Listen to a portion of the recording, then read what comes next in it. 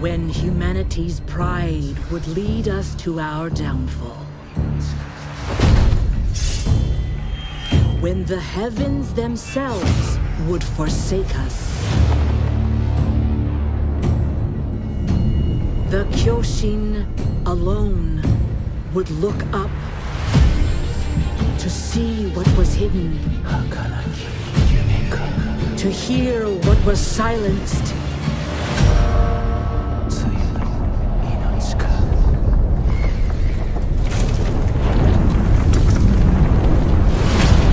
To cherish what was about to fade.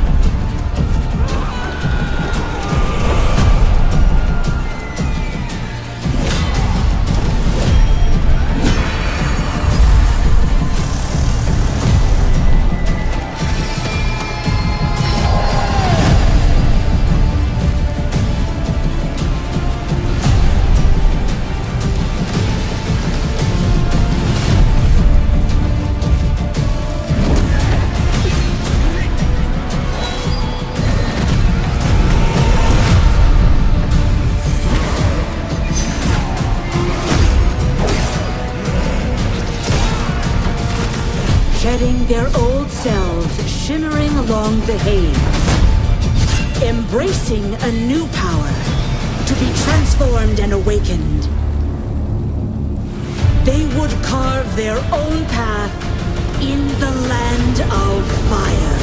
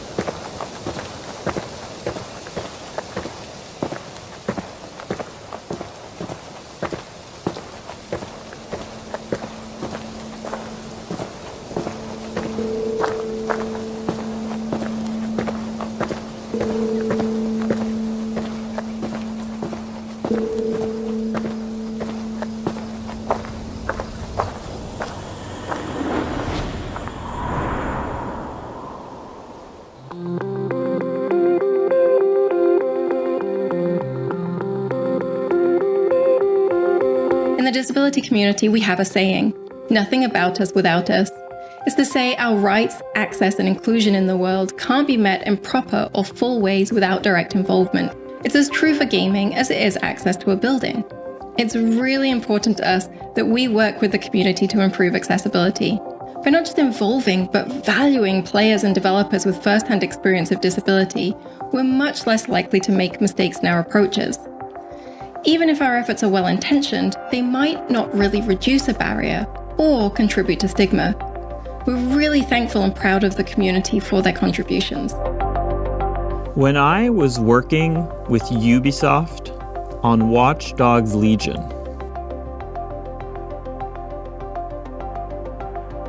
we got to sit down at a table going through ideas on how a feature could be used, like the directional captioning, or what kind of information could be on the screen at the same time.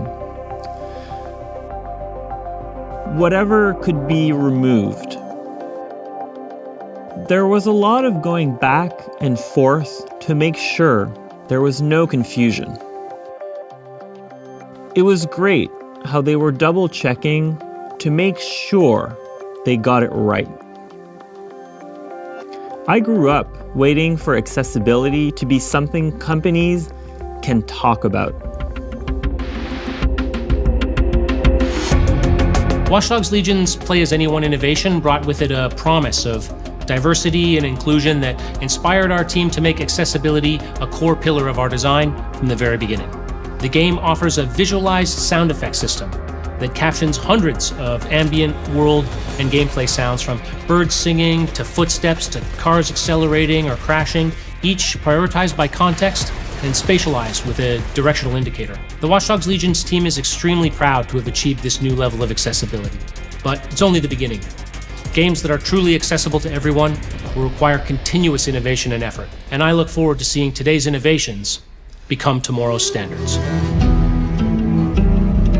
On Assassin's Creed Valhalla, we started working on accessibility features very early in the process.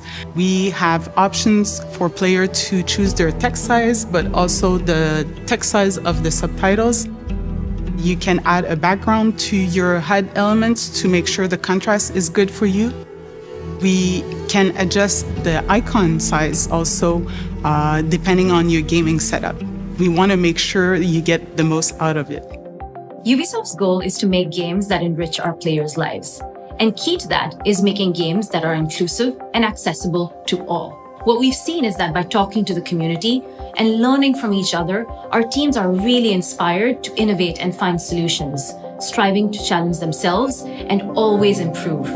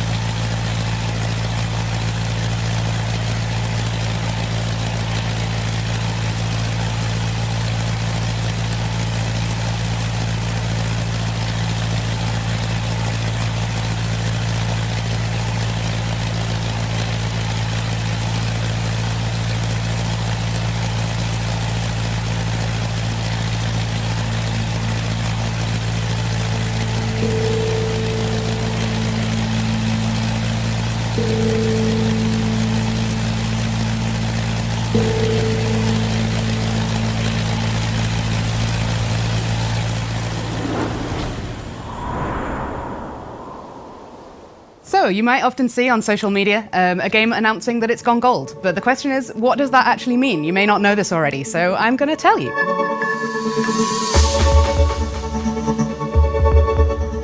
So when we say that a game has gone gold, it means that the game has been approved for manufacture. So that can be Sony, Microsoft, Google, Amazon, Nintendo, whichever platforms we're targeting for that specific game. The game is fully playable, it's stable, it's got a decent level of performance, and everything's basically working. And also that we've passed all of the compliance requirements from those first parties, and they have basically said, yep, off you go to manufacture. And then we start making the discs from there.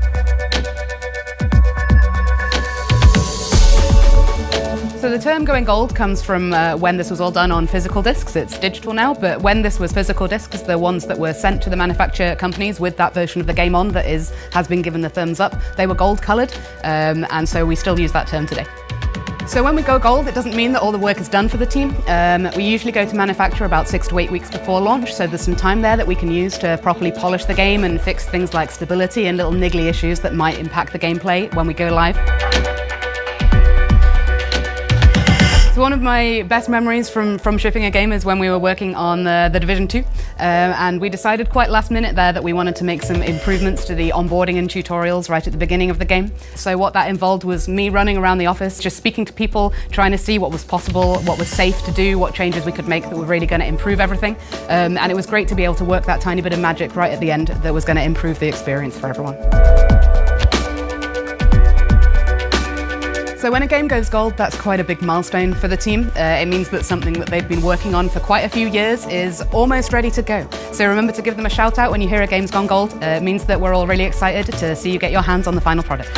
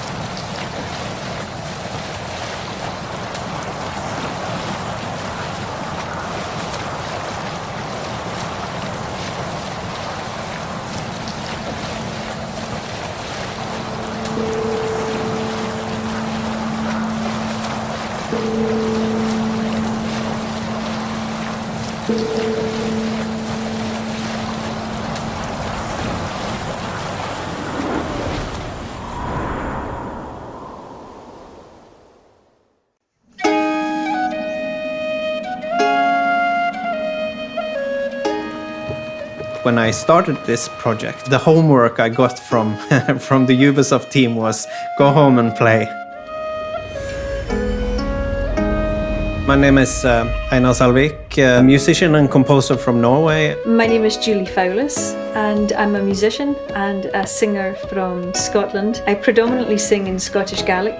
The music that I perform is deeply rooted, the music of the Highlands and Islands in particular. I understood quickly that myself and people in the music team of Ubisoft, we had a lot of the same ideas and vision of what my part in it could be. When I decided I wanted to have Julie on board and she's accepted, I could already hear the music in a way. I've known Julie for a long time, been a fan, and always hoped at some point come an opportunity to do something together. I do connect to her way of approaching the older song traditions. It feels great to have her part of this. It was certainly an amazing opportunity to work with Einar. I love his work, I love his music, and his approach to making music. To work with Einar on these songs was just something to me that felt quite natural and really enjoyable, actually. I have implemented instruments such as the lyre, which would be the most common string instrument at the time. I of course used the bronze horns that we also have in Scandinavia and was present in Ireland at this time and for a long period before this as well. One instrument that I introduced that I didn't use in the main game is the crwth. It's a form of lyre, was present in both Ireland and Wales and Scotland. So of the two songs that we worked on, one of them was an Old Irish, Flann for Éideann. That is actually an excerpt of a poem dating from the early 800s. That was the intention of the song, creating a praise poem for Flann. The Liafal there are many strange myths about it. It is sort of the coronation stone that had a power of choosing the king. When a truthful king would touch it, the ground would resound beneath it. It is sort of the heartstone of Ireland. It was really a great experience working on these two songs. They were very, very different stylistically and linguistically also. We wanted the Gaelic language, Old Irish Gaelic, which is a mysterious language. This is a language that we have evidence of through writing, but we don't know how it sounded. We don't actually know for sure how it sounded, so it's a little bit of educated guessing. The legend is that the stone will bring woe, but the song claims if Ireland came to peril, the stone would rain a storm of wonders. Ciara is a very important character in this story. Ciara means the dark-haired one, and it was challenging for me too. I had to adopt the voice of this amazing character who's a very, very strong character. But it was really incredible recording the voice parts and being directed in real time from Canada. I put a lot of heart into my work. It's important that it reflects the game, but also reflects the culture. The music and the language, they really shape our identity as Gaels. It was hugely satisfying to work on the music, and actually for me it was a great way to channel some creativity during the pandemic.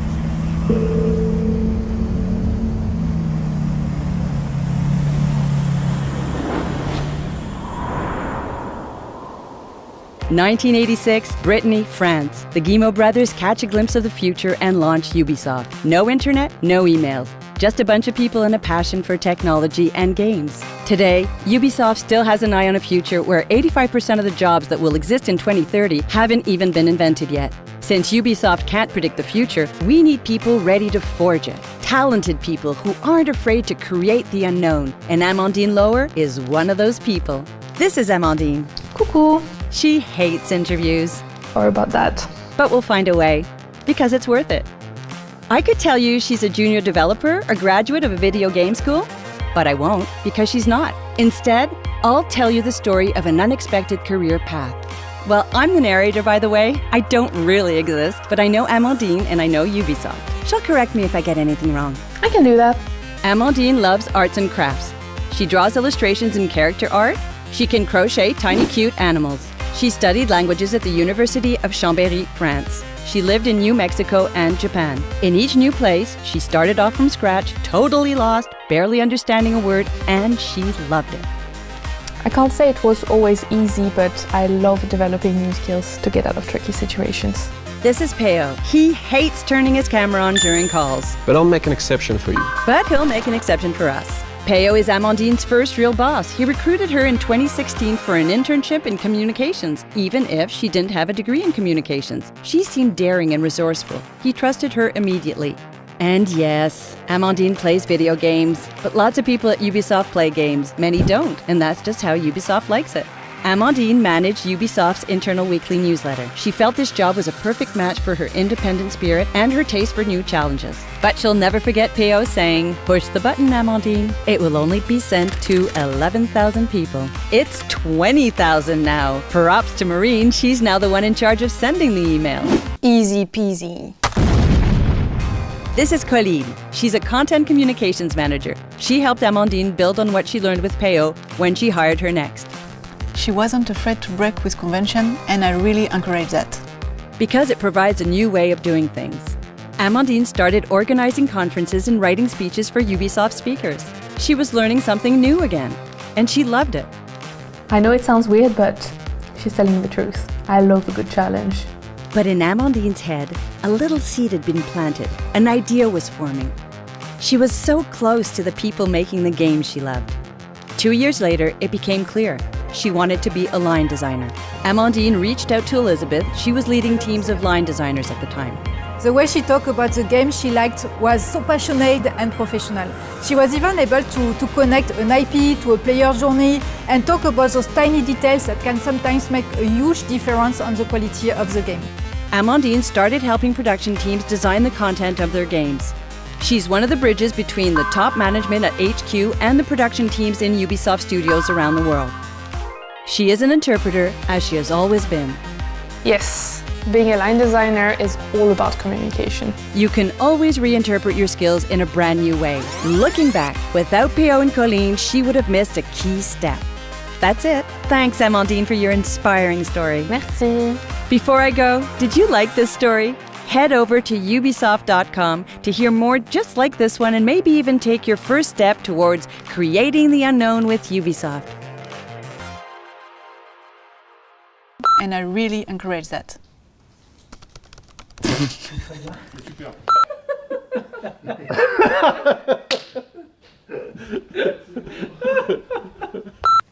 Easy peasy.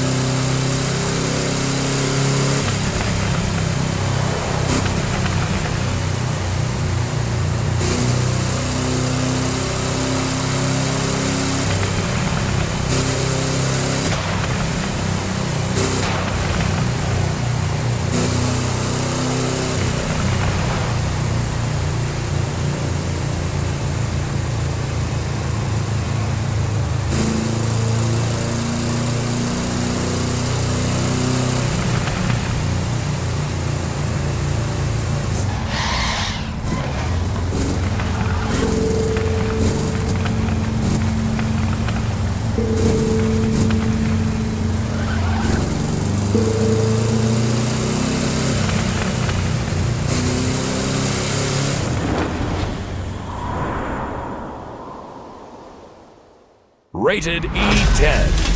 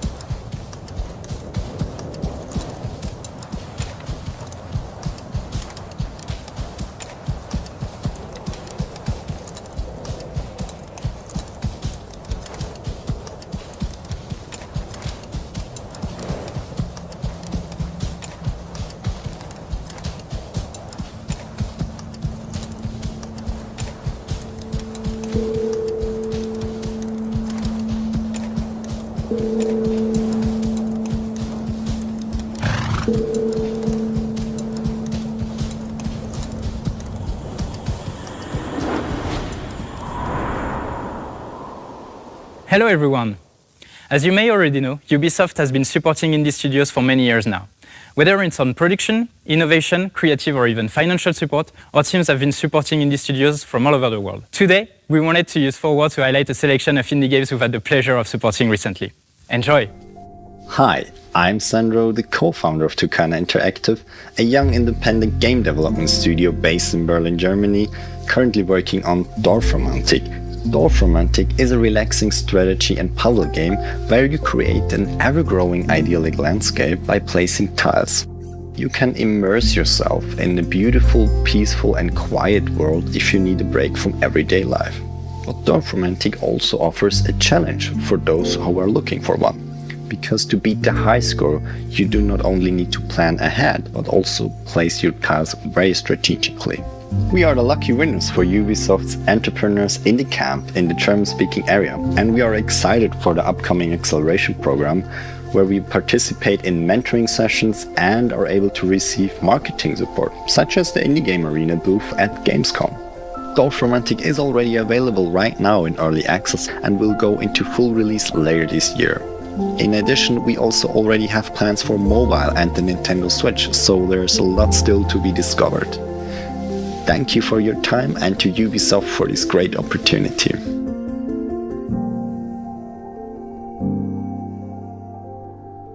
Hey y'all, so I'm Min Taylor. I'm one of the co-creators of Bravery Network Online, a game by Gloam, which is our studio. Bravery Network Online is a turn-based strategy game. You've got a team of 5 fighters. You're playing against an opponent's team of 5 fighters. And they are, a little bit gay. But if you're not gay, that's okay too. I think that it's a really, really fun world, and I think that the competitive play of it is really solid. We've been working with Ubisoft for a little bit now. We actually are the winners of Ubisoft's 2019 indie series run by Ubisoft Toronto. They've helped us out so much over the years. They've given us press support when we launched into early access. They connected us with different folks internally who could help us out, and even to folks outside their company. We have a pretty vibrant Discord community and a lot of folks who've just been enjoying the game, and we're really appreciative of that. Bravery Network Online is in early access now, so feel free to pick it up and send it to some friends. I would really appreciate that very personally, so thank you. Bye.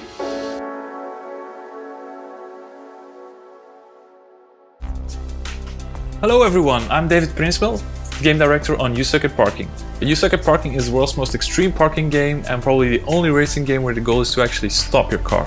It's a funny physics-based racer, which doesn't take itself too seriously, but still requires enough skill for you to master the hardest tracks.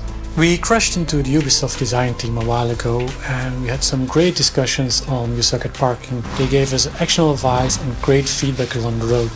And they've been championing the game ever since, so we're super grateful for them. You Suck at Parking presents you with a ton of varied and surprising levels. The goal is to fill every parking spot before the timer runs out. And don't get too attached to your cars though, because you'll have to respawn a lot. For the competitive players out there, there's leaderboards in every level so you can compete with your friends and the world for those top spots. And for everyone that's feeling creative, we've also included a level editor that features everything that's in the main game, so you can go all out and be creative and make your own tracks. You want to know how much you suck at parking? You can already do so. Download the demo. You can also talk to us, show us your best moves, or talk to other parksters at our Discord. Happy parking!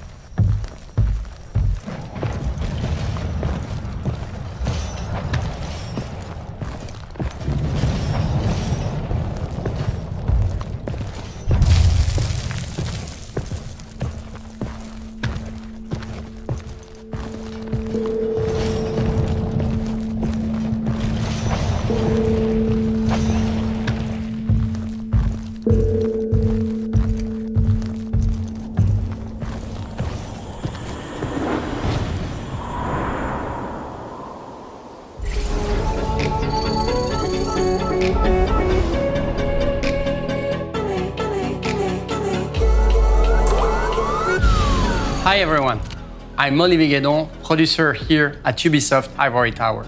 The Crew 2, launched in 2018, reaches its 3rd anniversary.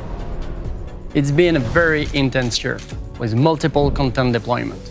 Every 4 months, a new season, and every 2 months, a new episode. We delivered all the content announced 1 year ago. And for this, I would like to warmly thank our teams here at the studio for their work and commitment despite the COVID-19 context. But it's also time to warmly thank you, our community, since we are really proud to announce that we are now more than 30 million players to have joined the Crew franchise since 2014. And for those who have not joined in yet, what a better time to jump in the Crew 2. First, claim this amazing vehicle for only 1 Crew credit in-game starting today. Also, next week, enjoy 1 event for each major update we released so far in a special anniversary live summit. But it's far from being over, and I'm super happy to announce more seasons for our 4th year. This new content will of course be available through Motherflix, new season and episode. But enough talk, and enjoy a glimpse of your next Motherflix show. Thank you all.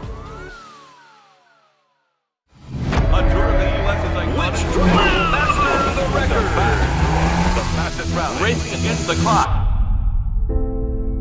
Welcome to special number 1 of the U.S. Speed Tour East, around New York City, the Big Apple. Daytona, Florida, speeding along the world's most famous beach. What a perfect day here in Miami. Fans are gathering, drivers are ready. Hey, I think we're going to have a great race today. I cannot wait for this season to get started. Each new season brings a fantastic feeling. The fever, the hope, the excitement. The teams are getting ready. And I guarantee you that they are ready to make the show. Who will be the fastest to compete? The U.S. Speed Tour East is about to start. It's probably the biggest race of my career. What a mess out there! Are you ready? The clock ticking. Go, go, go! Check that one out! Final leg of the final stage. New York, New York. Watch the drivers go for it.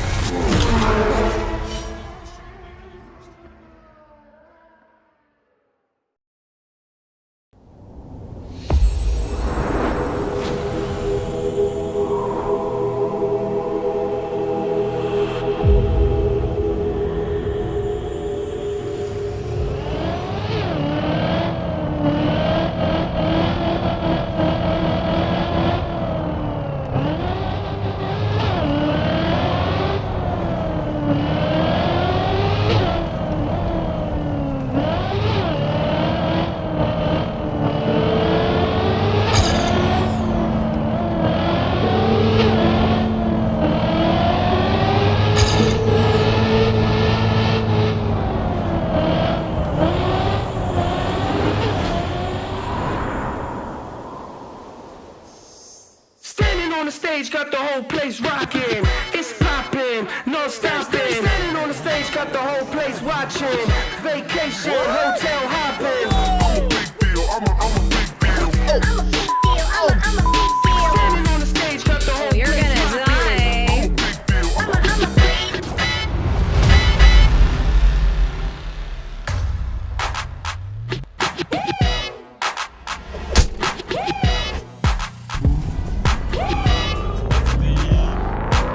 This car rustles my jimmies in a way that jimmies should not be rustled by a car.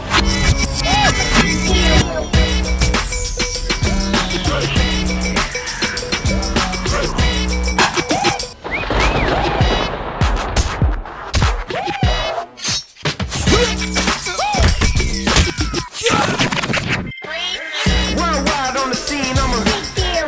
Everybody know me, I'm a big deal.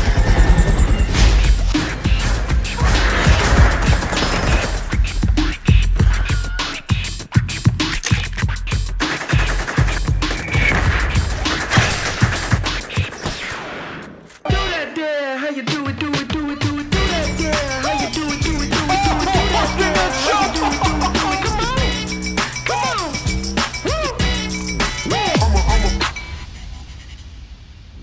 I'm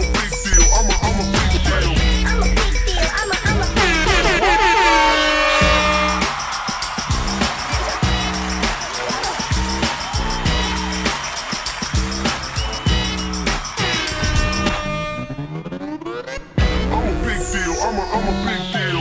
I'm a big deal, I'm a big deal. I'm a big deal, I'm a big deal. I'm a big deal, I'm a big deal.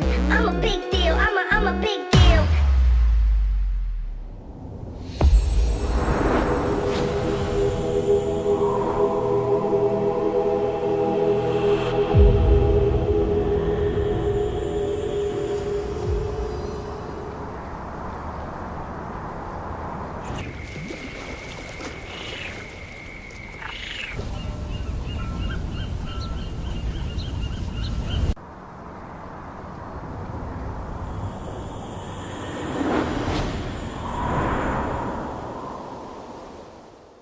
Hey everyone, I'm Latish Thilinathan, live producer on Watch Dogs Legion. Back in October 2020, you recruited a resistance, built DedSec, and saved our near-future London. Since then, you have jumped in online modes with friends, dared our tactical ops, and fought for London with Mina. Now, on behalf of the team, I'm proud to give you a taste of what's coming up in Watch Dogs Legion Bloodline. Got a simple job for you, Aiden. Huge payday. What's the catch? It's in London. That's where your nephew Jackson lives, right? Anyway, the job's pretty straightforward. Break inside Broken Tech and steal a device giving control over an army of weaponized robots. That thing must not fall into the wrong hands. Whoa, whoa, whoa, whoa! Easy, easy. Hey, I know you. Give me that. This, no. 3. I need it for a thing. 2. Okay, I guess we're doing this.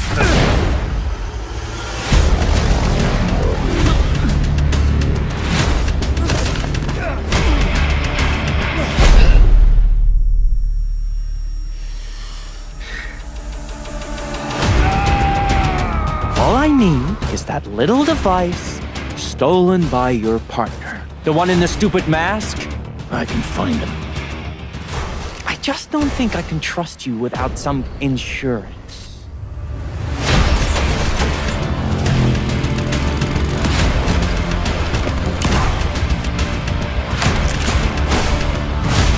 I'm just tired of criminals and con men running the world. I need you to pay attention.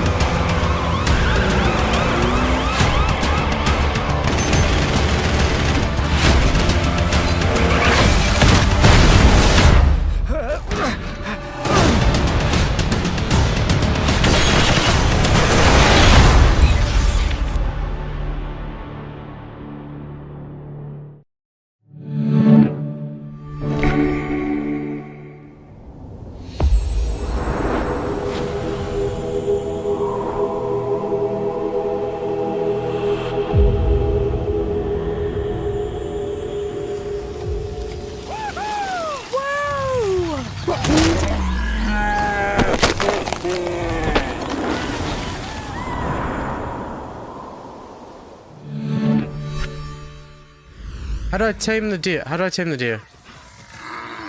Oh, not like that!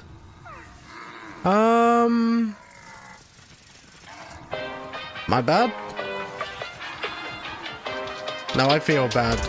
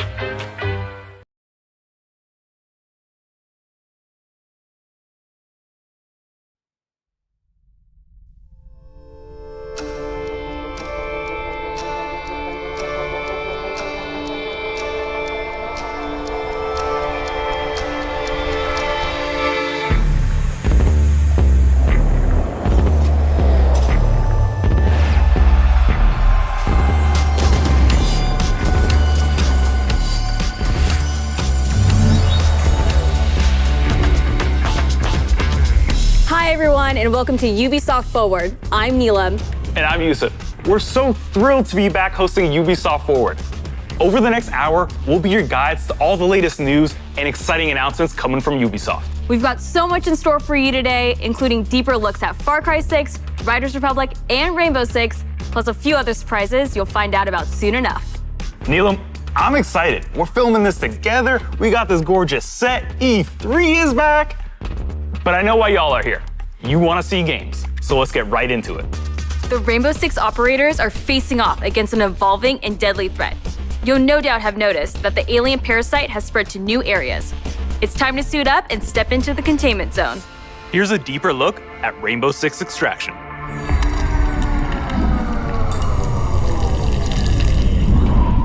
I used to feel so much peace staring into the heavens until a piece of it fell.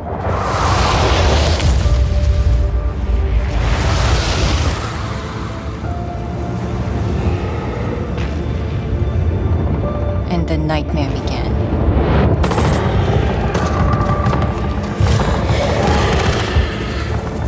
We thought it could be contained, but it evolved. So we did too. One of our own is MIA. I need an extraction team, now! If there's a way to stop them, you will find it. But I know you will find me first. Okay, the plan. Nomad, secure our exit. I'll take out the nests. And I'll find Ivana. I have your signal. Let's go. We are already out of the nests. Incoming! Clear the area!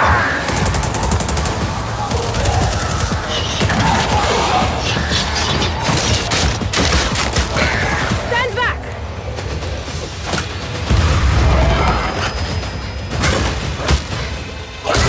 Down.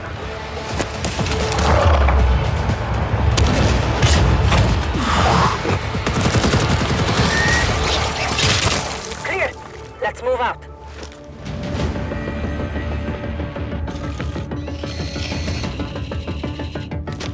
Clock's ticking. I found her. Hey, Ivana. Hold on.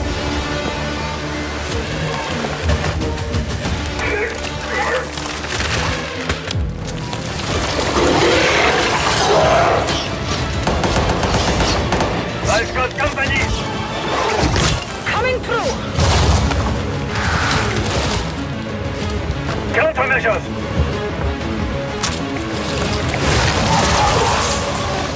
Check. Make for the exit. An apex! Get down!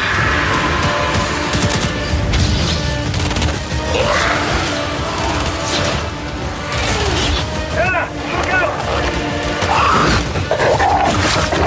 I don't have the shot! Not so fast. Target the breacher!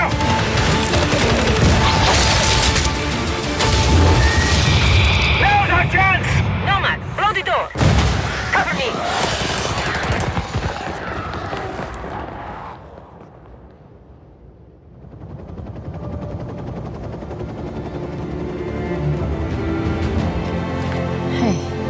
You all throwing me a party? Yeah. Too bad you missed all the fireworks. Team, it's Ash. We're not done yet. VIP down and...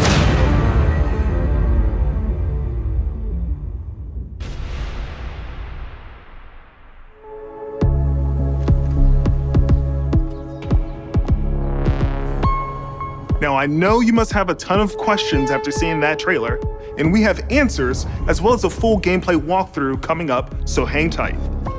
My name is Richard. I'm your resident community developer coming to you from North Carolina.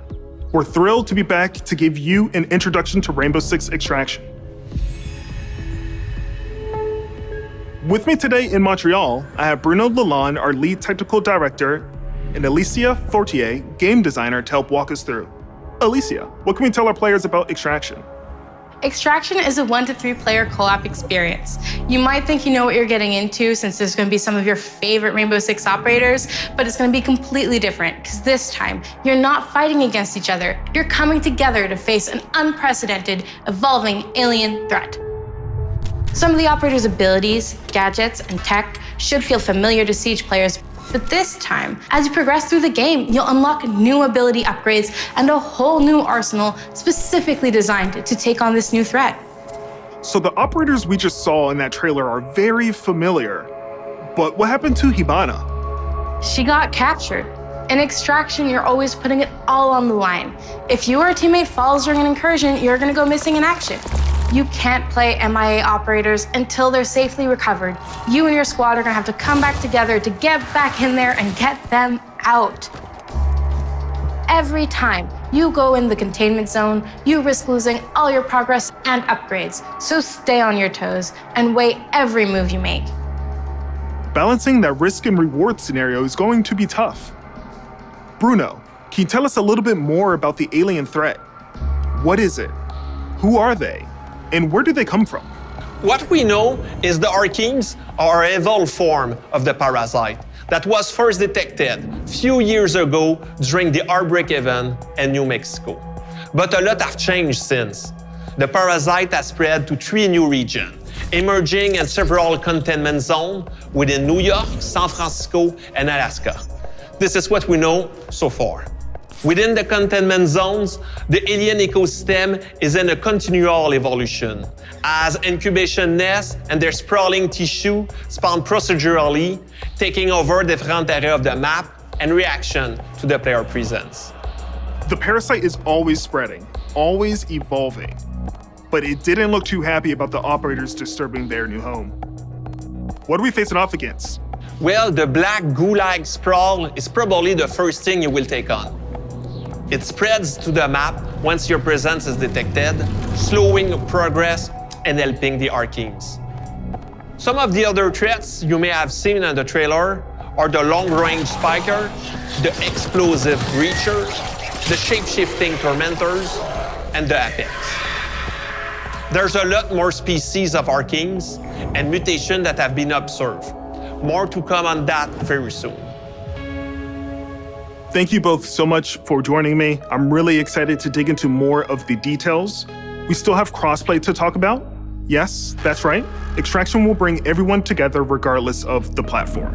And for our Rainbow Six Siege community, we have exclusive unlocks for you in both games. Okay, you've been waiting long enough.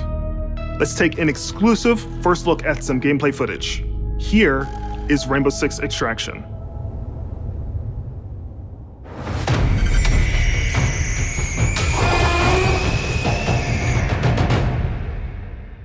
Welcome to Rainbow Six Extraction, the new tactical co-op shooter game where Rainbow Six operators are dropped into alien territory.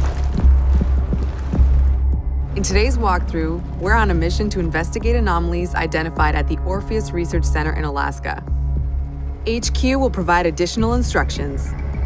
We need new data on the parasite's underground network. It keeps evolving, adapting. Plant auto trackers on dormant nests. Don't destroy them or we'll lose the trackers. As a squad of 3, Ella, Alibi, and Sledge will use their operator abilities to complete objectives, assist each other, and obliterate Archeans in their way. Drone spinning up.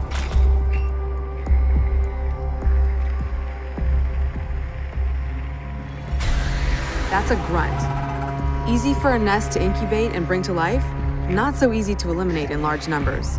Converge on location. Nice and quiet. The enemy reacts to intrusions in their ecosystem, including operators. Eliminate my target. So stealth tactics are the way to go. Visual on nest. Place auto trackers for our React scientists. Auto tracker activated.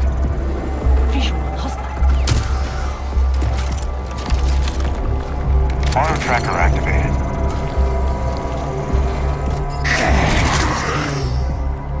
The parasite generates sprawl, a substance that connects the whole ecosystem. alert an Archean, and a nearby nest wakes up too. Archeans move faster in Sprawl, but operators get slowed down.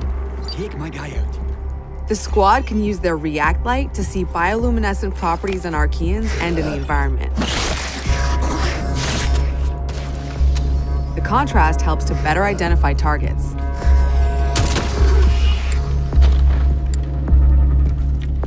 Nest mapping complete. A scientist just gave me the thumbs up. Good job. Identifying Archean variants helps the team determine the best approach to take them out. Scan grenade. Spotted a rooter. It can immobilize anyone in front of it, so Sledge will swing around back.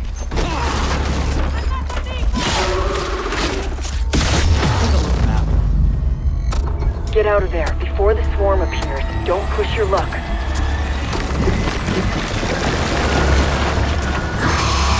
Airlock, go!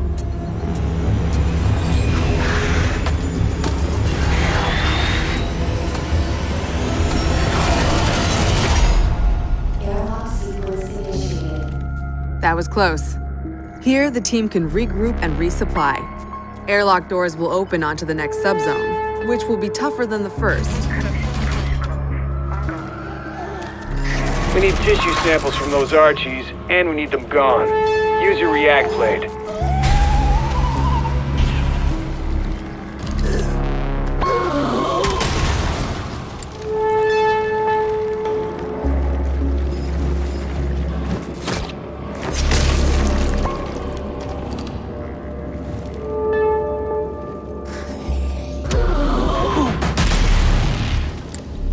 It's right there. React blade, do your thing. That target is finished. One down. We're not done yet. That's your target. Don't put it to death just yet. Get that sample. We've located a spiker. It can fire armor-piercing projectiles. Alibi deploys a Prisma hologram. Deploying the bait.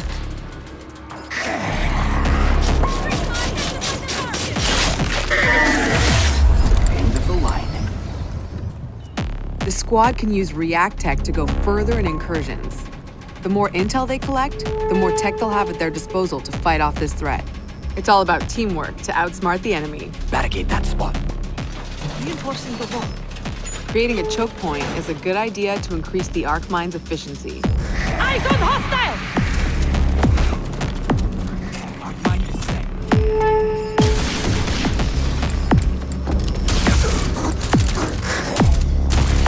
That's the way. Keep hunting.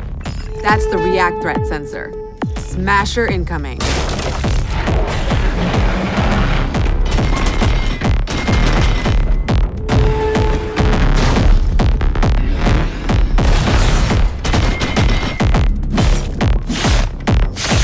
Wow, that did it. Take out the leader, no leader for the Archies to follow. Another objective completed. The squad can either exfil at the extraction point to bring home the latest intel, or move to the next airlock. The third subzone will be the most challenging yet, a true test of both tactical team strategy and operator reflexes. Some Archeans are responding to an elite as if they're communicating. No way we'd let them mobilize against us. Hunt them down until the elite comes out of hiding.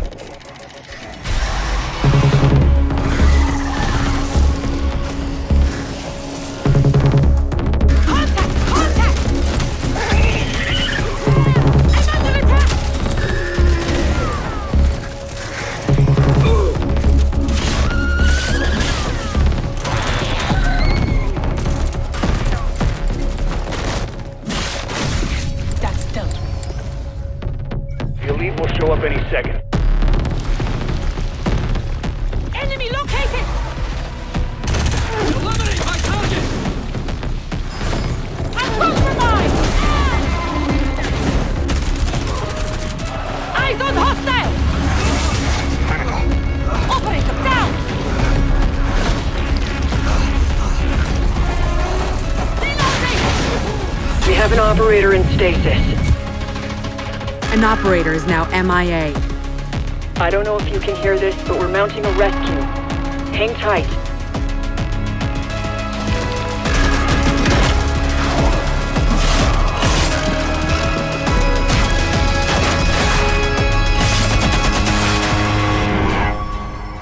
You heard it. A rescue mission is underway. React still needs you.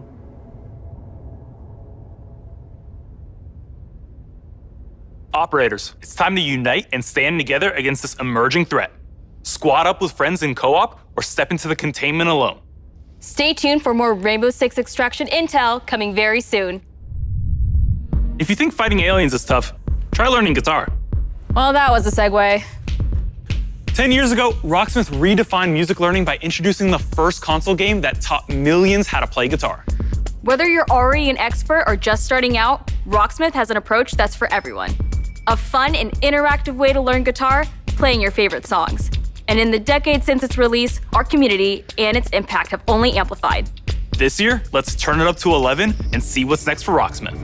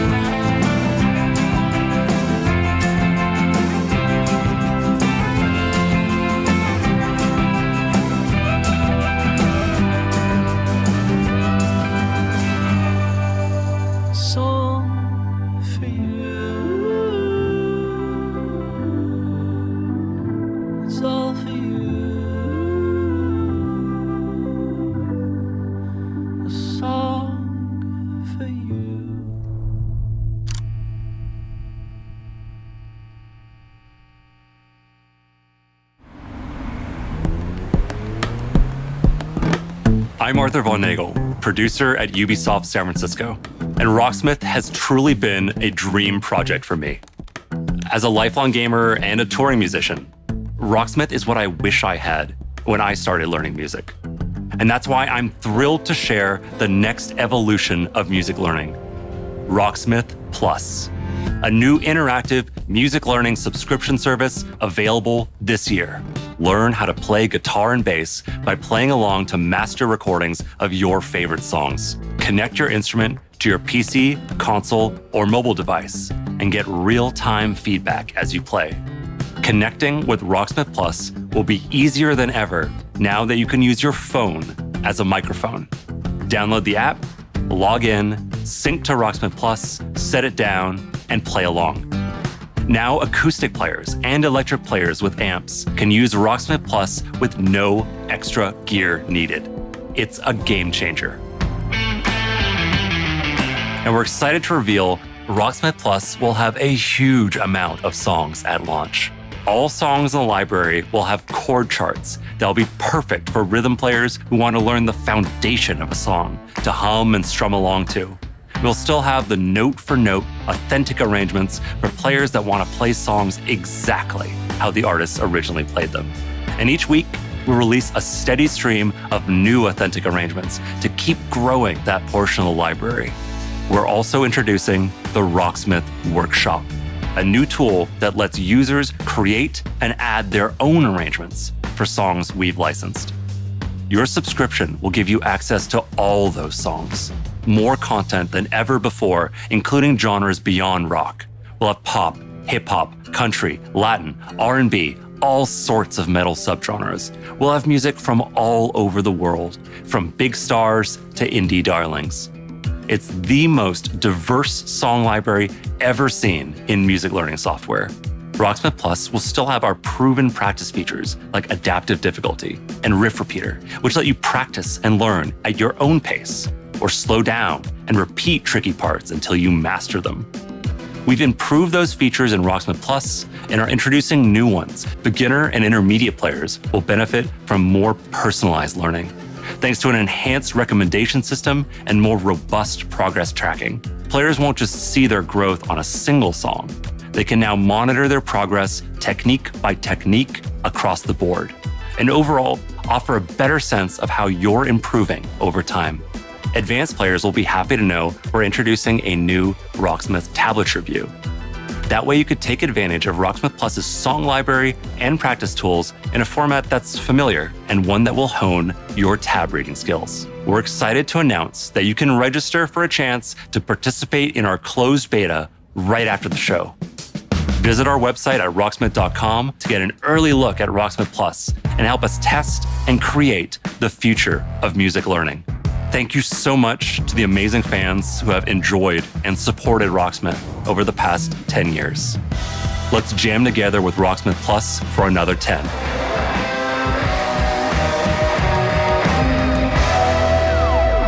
Register now for a chance to play the Rocksmith Plus beta. Summer's coming, and nothing gets thrill seekers' blood flowing like bright sun and fresh trails. And Riders Republic will give them just that. Last year, you got a first look at our massive multiplayer outdoor sports extravaganza. Since then, the project's grown by jumps and grinds.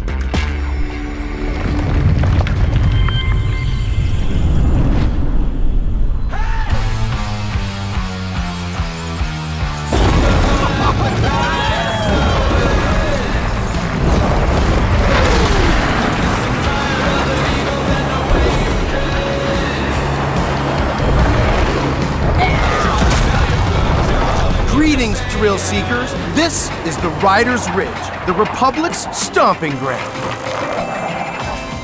From here, you can meet like-minded riders,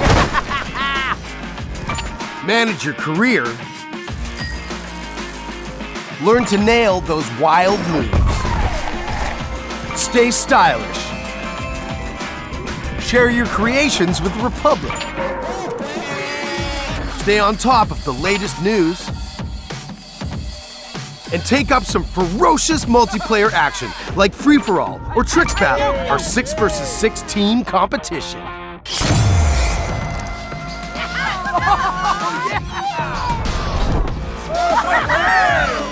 So, here's how it works. Performing big tricks on the modules will turn them from red to blue, and every trick that you stomp will contribute to your team's overall score. You still with me? Okay. When your team has turned all the modules blue, you capture that district, which will help multiply your score into the big time. Progress, progress, progress. To unlock more content, you gotta earn those stars.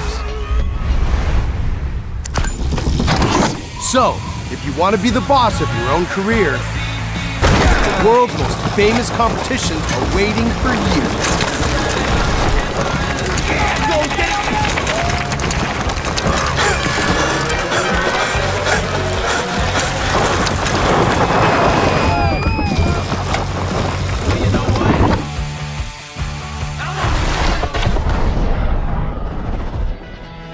Now, some might say the best parts of the Republic can be found in the city playground. We've got modules that you can slay for days.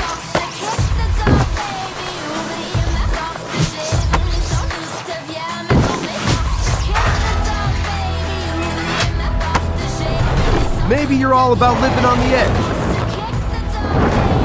Either way, to progress, you've got to earn those stars. Having the right rig is important too.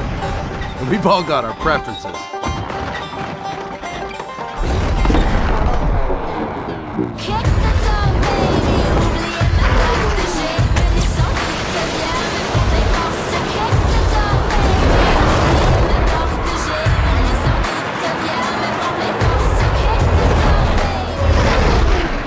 All right, I get it. Sometimes you just want to explore and bathe in nature.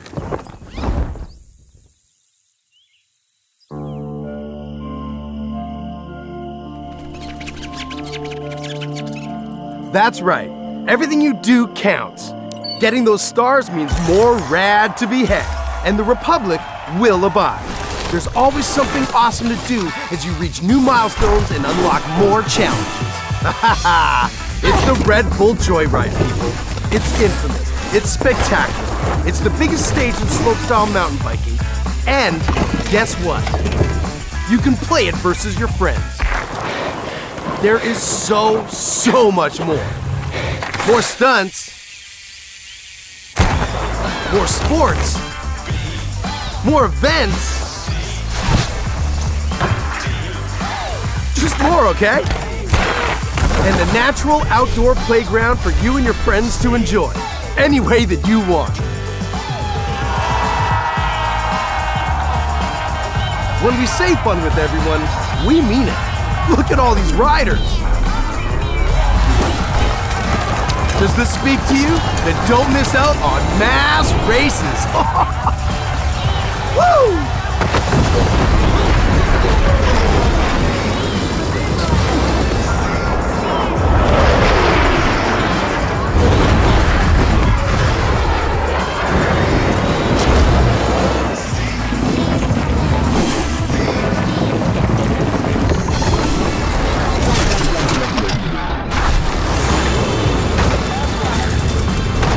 The Republic awaits you, Ryder. See you soon.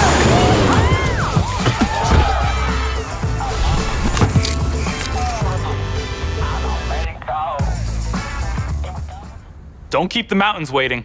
Riders Republic is coming September 2nd, and you can pre-order now and claim your right to rip. Okay, so we've seen some of our favorite Rainbow Six operators battling alien parasites, but how's their day job going? You know, ever since Crimson Heist, we're still trying to clear all those pesky Flores drones off the maps.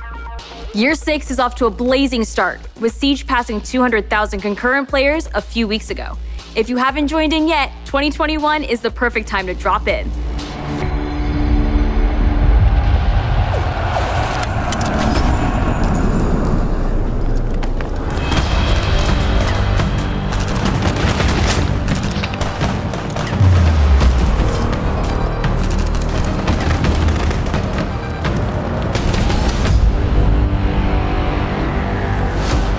Six years into our journey with Siege, we are humbled and grateful for the enthusiastic community that has supported this growth. So today is all about sharing quality of life developments that will dramatically improve player experience. With the community growing every day, we've been hard at work finding ways to improve your ability to play with your friends and meet new players. On June 30th, we are unifying our PC and cloud-based platforms with crossplay and cross-progression. That means that any player on Amazon Luna, Stadia, or PC will be able to queue into games together while having a unified account progression. And for console players, in early 2022, crossplay will be available between PlayStation and Xbox platform, and the cross-progression will be available between all platforms. For these updates, we needed a bit more time in order to prepare and make sure they have a smooth launch. Bringing these player bases together benefits everyone. It will finally allow you to play with your friends across different platforms. It also means that your progression will now follow you, anytime and anywhere you play. We know crossplay is a feature a lot of you has been anticipating, and we are thrilled to see the enthusiasm its announcement has inspired.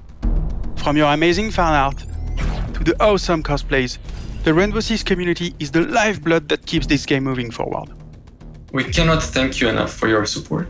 It is because of you that Siege keeps evolving and growing.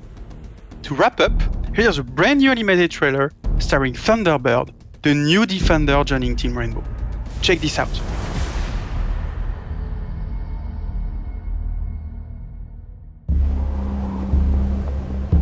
Ready? 6 years ago, I met a pilot. She saved my life.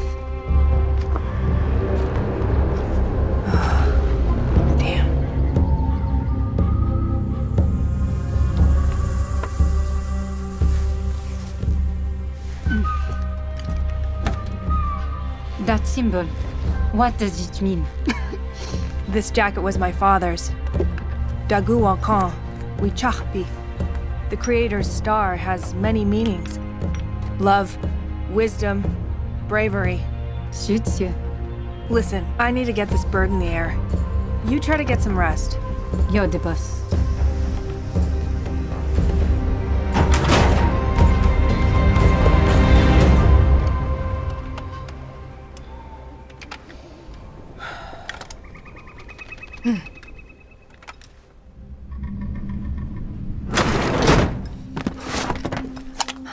What's happening? Shh.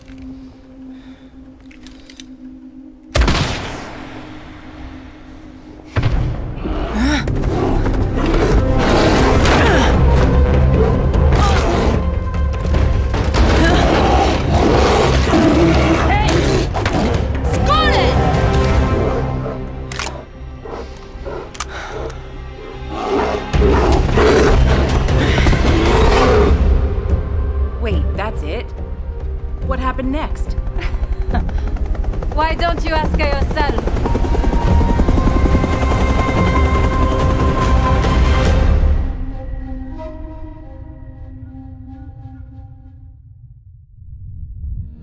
New projects aren't the only things to be excited about this year. Take a look at the incredible updates coming to our live games in 2021.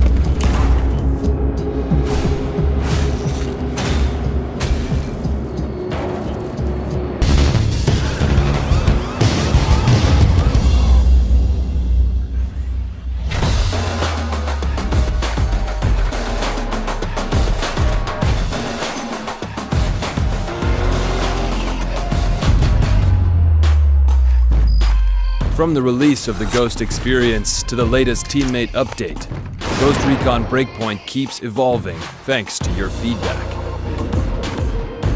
But that's not all. As 2021 marks the 20th anniversary of the Ghost Recon franchise, we are happy to announce that there are still many more surprises to come. Stay tuned, Ghosts.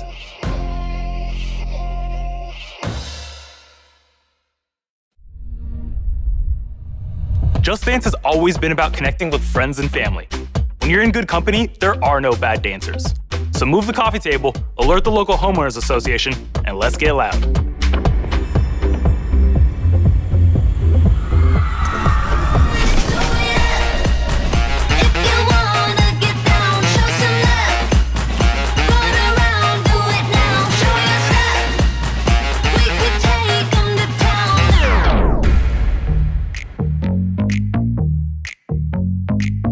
Hello, my name is Todd Rickall, and I'm a singer, dancer, actor, director, and choreographer. I am super excited to announce that my song, Nails, Hair, Hips, Heels, is going to be a part of Just Dance 2022. Legs, face, eyes, thin waist, thick thighs, you, me, you, wish, new phone, who, this.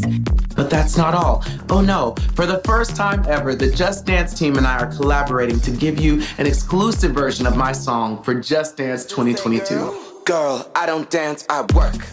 I don't play, I slay. I don't walk, I strut, strut, strut, and then sashay.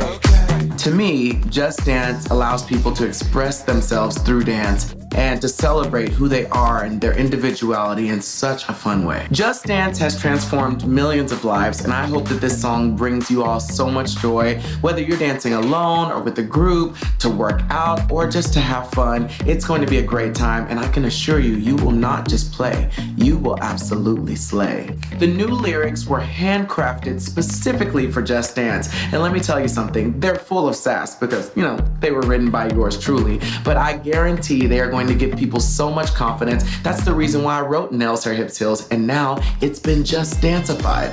I don't think they're ready for this jelly. I hope you all have just as much fun dancing to this track as I had making it. Oh, and one last thing. You will have the opportunity to be a part of the making of my new video, which will be released alongside the new Just Dance track. For more information on how to participate, darling, just check the link below. We got you. I cannot wait to see you all living your best life and being the most fabulous you have ever been. I will see you all in Just Dance 2022. Girl, I don't dance, I work. I don't play, I slay. I don't walk, I strut, strut, strut, and then sashay. But I don't work for free. That's not the tea, hunty. So make it rain on me, and I might let you see. Okay, dolls, y'all know what time it is. Come on, everybody on the floor. I want to see you work. Come on, nails, hair, hair, that's all. It's time to get our Viking on. It was a big year for the new chief of the Raven clan, but your journey with Eivor is far from over.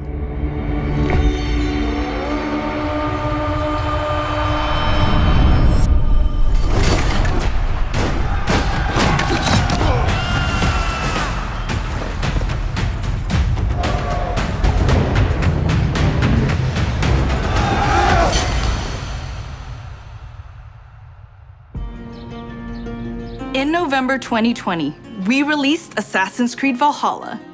To our delight, it was the biggest launch for any Assassin's Creed game to date, and we have you to thank for that.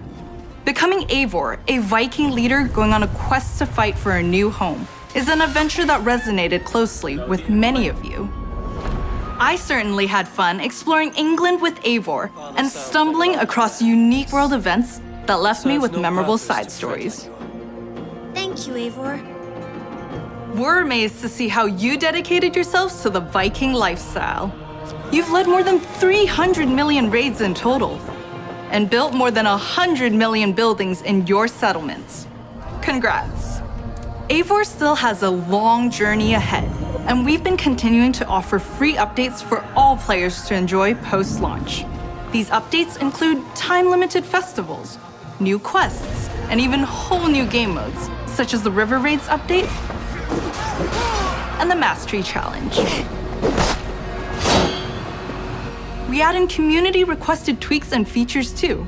For instance, we'll be adding one-handed swords in the coming weeks. The team is also working hard at tackling issues and improving the game experience for everyone. We've been tracking various known issues on our forums and also shared our complex bug-fixing process in a recent dev blog. We love seeing your continual feedback, and we thank you for your patience and support for the game. On top of regular free updates, we're also building on Eivor's story and the world of Assassin's Creed Valhalla through game expansions. Wrath of the Druids released a few weeks ago, allowing players to explore Ireland and battle a mysterious cult, the Children of Danu.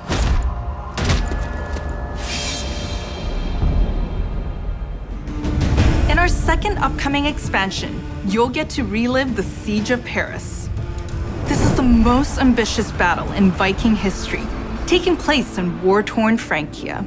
You'll have to do everything in your power to uncover enemy secrets and form strategic alliances in order to safeguard your clan's future. Players may be excited to learn that black box infiltration missions are returning. This means you're given a goal for a mission, but how you'll achieve it is up to you. Expect new abilities, weapons, gear, and of course, new enemies. Watch out for the Siege of Paris coming this summer.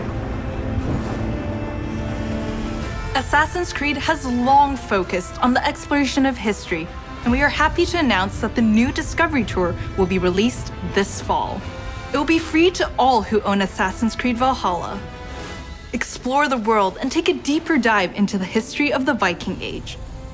The team has crafted a new experience where you'll get to play as people during the time of Vikings and follow them in their endeavors, big and small, while collecting exclusive rewards. Whether you're an Assassin's Creed fan with a heart for history or a student looking to supplement your knowledge, the Discovery Tour Viking Age will have you covered. Assassin's Creed Valhalla doesn't stop here.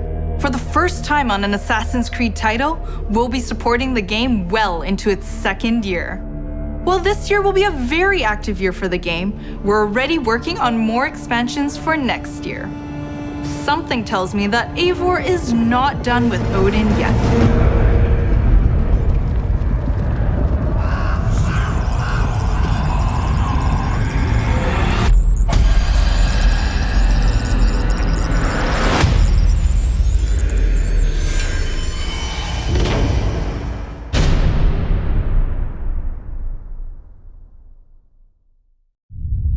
So you've seen some great games from us, but we also have news about the movies and TV series we've been working on.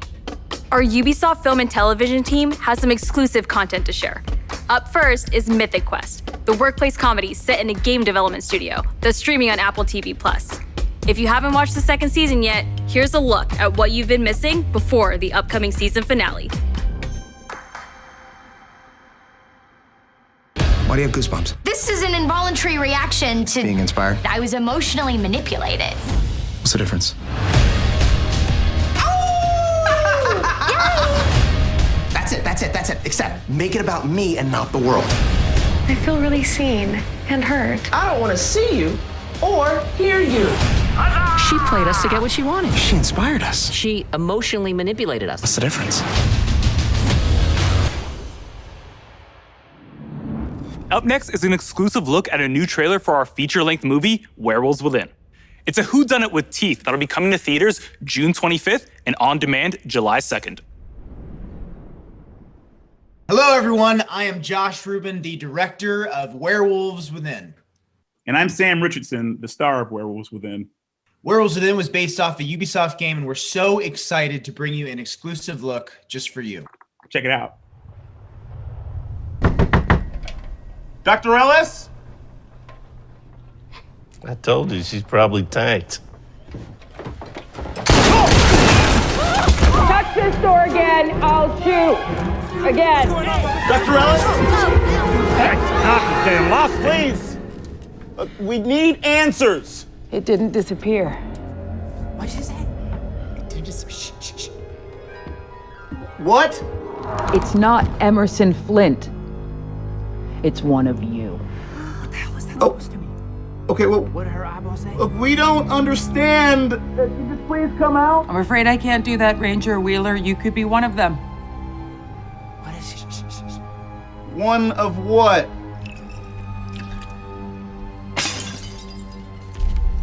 A lycanthrope. A what? A werewolf. The roads are effed. Something's wrong with the generator. Also, there's a dead body under your porch.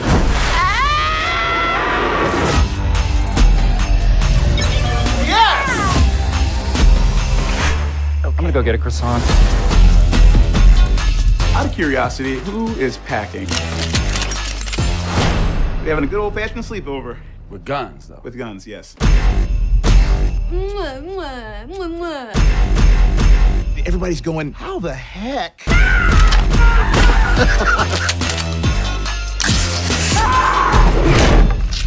Not littering, I'm just excited. Not judging, just watching it.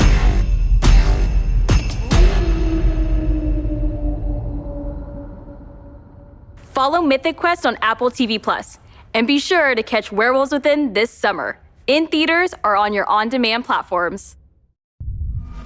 No hero story is complete without a great rival to match them. After all, even the most vile tyrant is a star of their own narrative. When it comes to memorable villains, no one does it better than Far Cry.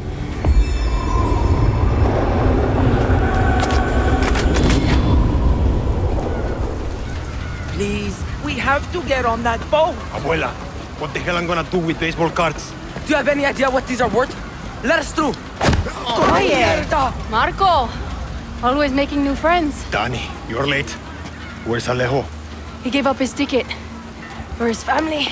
Bullshit. Alejo is an orphan. Alejo's not going anywhere anymore. Come on, Marco. Let them on. Vamos. Good man. Get out of boxing now. Get us on.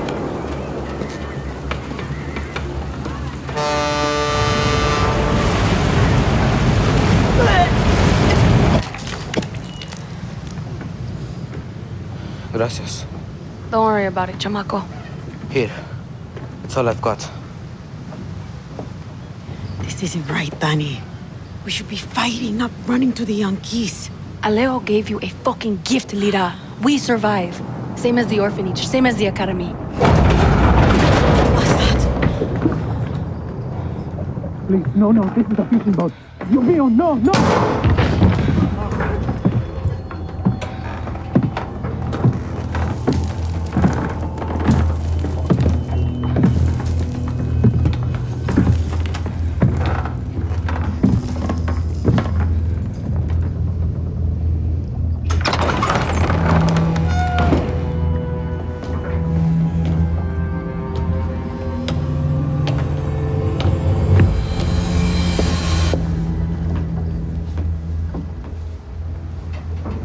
Before he was El Presidente, mi papa loved to fish. We would go out on a boat, just like this, and we would catch the fish and then release them. He would say, it's not always about your stomach, mijo. It's about the challenge. Except when he caught a big, fat, juicy marlin, he was too proud to let that fish go. Si, Tirano! You have poison, Yara! You have poisoned your sword! I have caught a very big fish today. Haven't I, Diego? Diego! No way. I have caught you, mijo. Now it's time to bring you home. I don't want this anymore, Papa. We have no choice. Let them go. They can work. Make Viviro. Truth or lies? Truth. They could be good workers. They could help rebuild paradise. But if you wanted them to live, you would have never set foot on this fucking boat. 13 years old. And Diego has such compassion for his people. These fish, we will catch and release.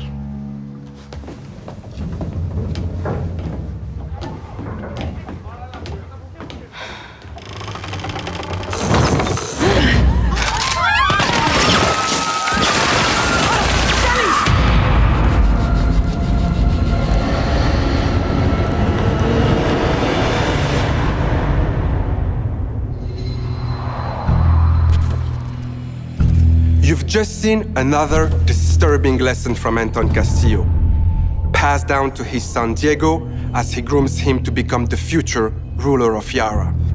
The most important part of crafting a Far Cry villain isn't the fact that they're evil or shocking. It's that there's someone that could sit across from you at the dinner table and charm you into thinking that everything they believe, no matter how twisted or horrifying, could be absolutely true. That's the secret to Anton's power, and we couldn't be prouder to have him join the Far Cry family. Now, when creating Anton, we had quite a lot to live up to. Because when you think Far Cry, you think about its rich legacy of villains. Which makes today a very special day for Far Cry fans. Not only did we get to see into the mind of Anton Castillo, we finally get to unveil some of our post-launch plans. Our dream was to honor the Far Cry villain's tradition and introduce a brand new experience. It is time to see the other side. Go further down the rabbit hole, and it's up to you to find a way out.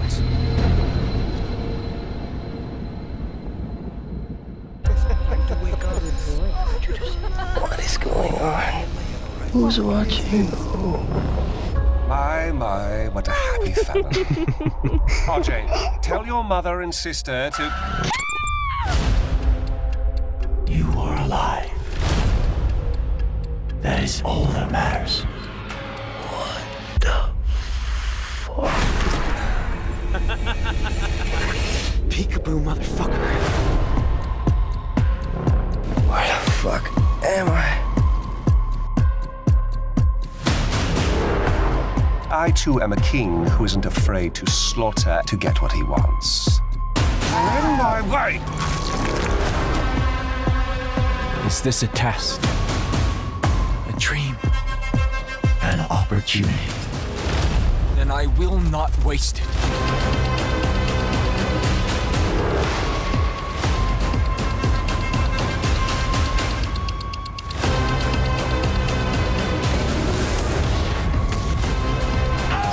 Are beyond salvation. Did I ever tell you the definition of insanity?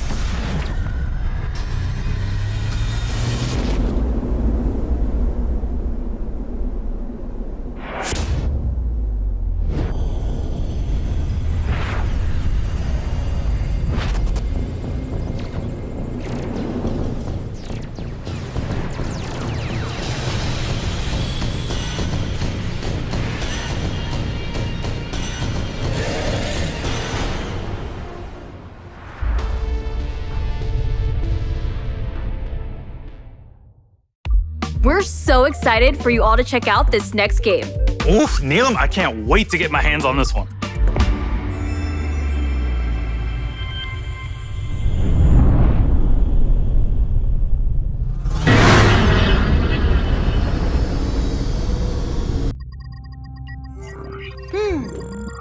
We are now approaching our destination.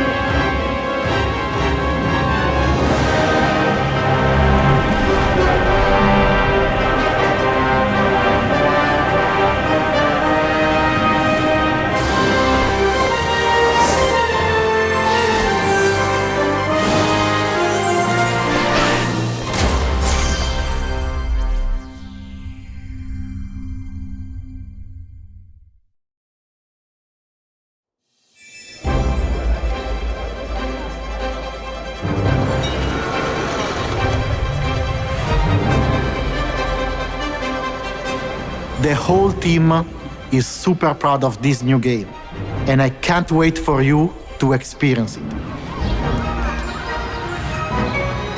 It's fair to say that we did something quite surprising with the concept of Mario plus Rabbids Kingdom Battle. And for this project, we didn't want to stop there. Hi everyone, Mario and the Rabbids are back. And I'm so excited to be back as well today to unveil our new project, Mario plus Rabbids Sparks of Hope. We are diving back into this unique crossover with even bigger ambition, expanding our universe on a major scale.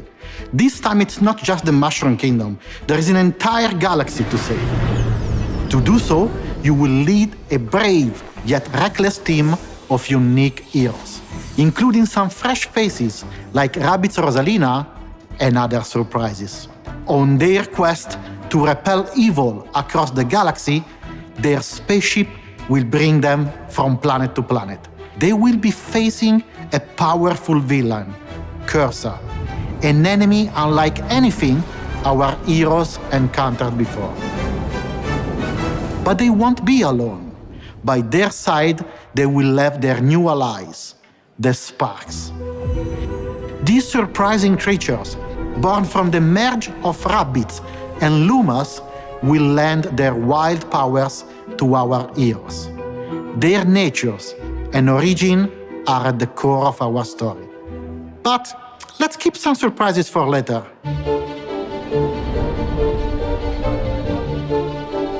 After the tremendous success of Mario plus Rabbids Kingdom Battle, the entire team was moved by the amazing reception from players across the world. We were stunned by the love we felt for this unexpected team-up. We know we've been off the radar for a while now, as we wanted to take the time needed to bring this crossover to the next level. It's not just a new story with new enemies, new heroes. Mario plus Rabbids Sparks of Hope has big ambitions. It introduces new action elements into the mix that will push the boundaries of tactical games even further. That being said, we also wish to offer an easy-to-play experience for all players, yet hard to master for those of you that are willing to take the challenge. And you will be able to experience this cosmic adventure exclusively on the Nintendo Switch. We can't wait to tell you more about the game soon. There is an entire galaxy to save, and we cannot wait for you to experience it.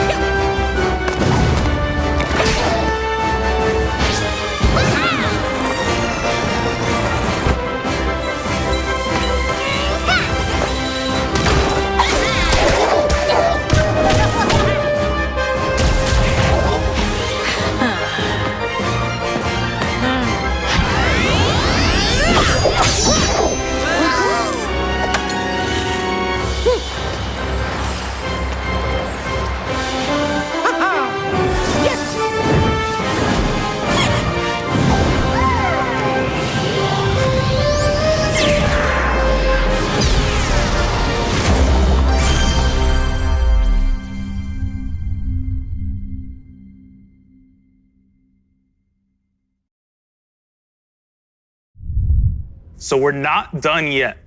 Let's check in with our CEO, Yves Guillemot.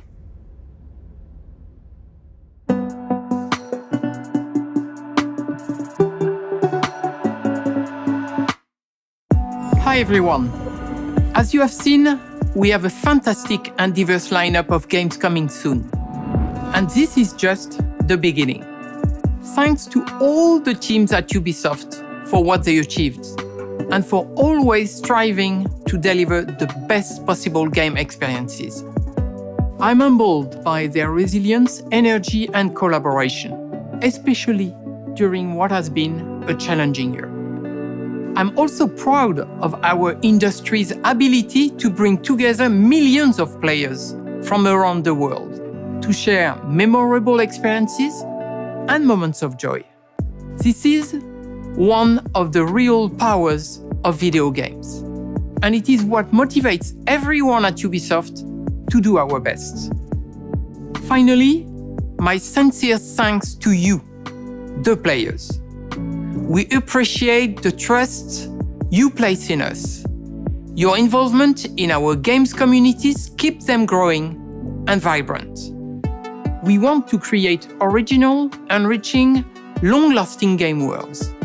And your contributions, feedback, and support make it possible.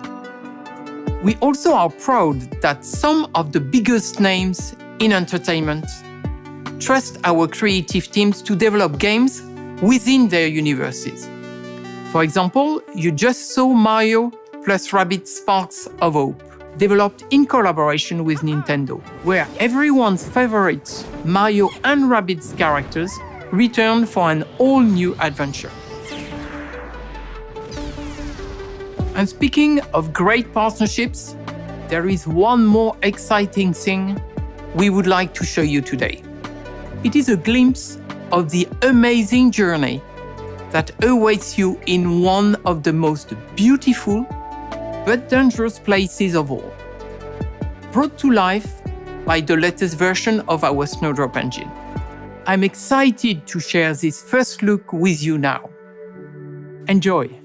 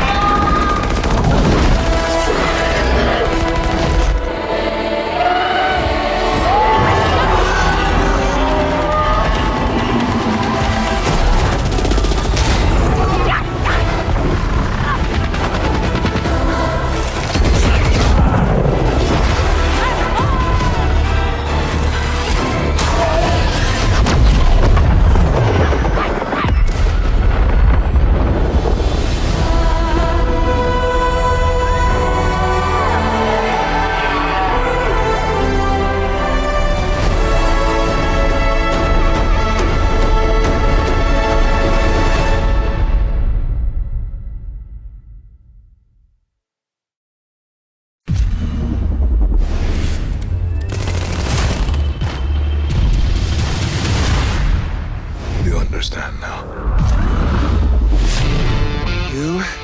and I are gonna tear shit up! Begin the remake!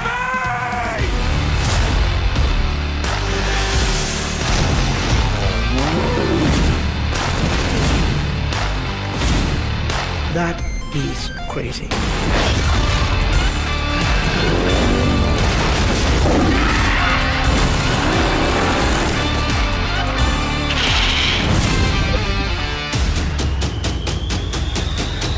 Awesome. Like I said, man, too much fun.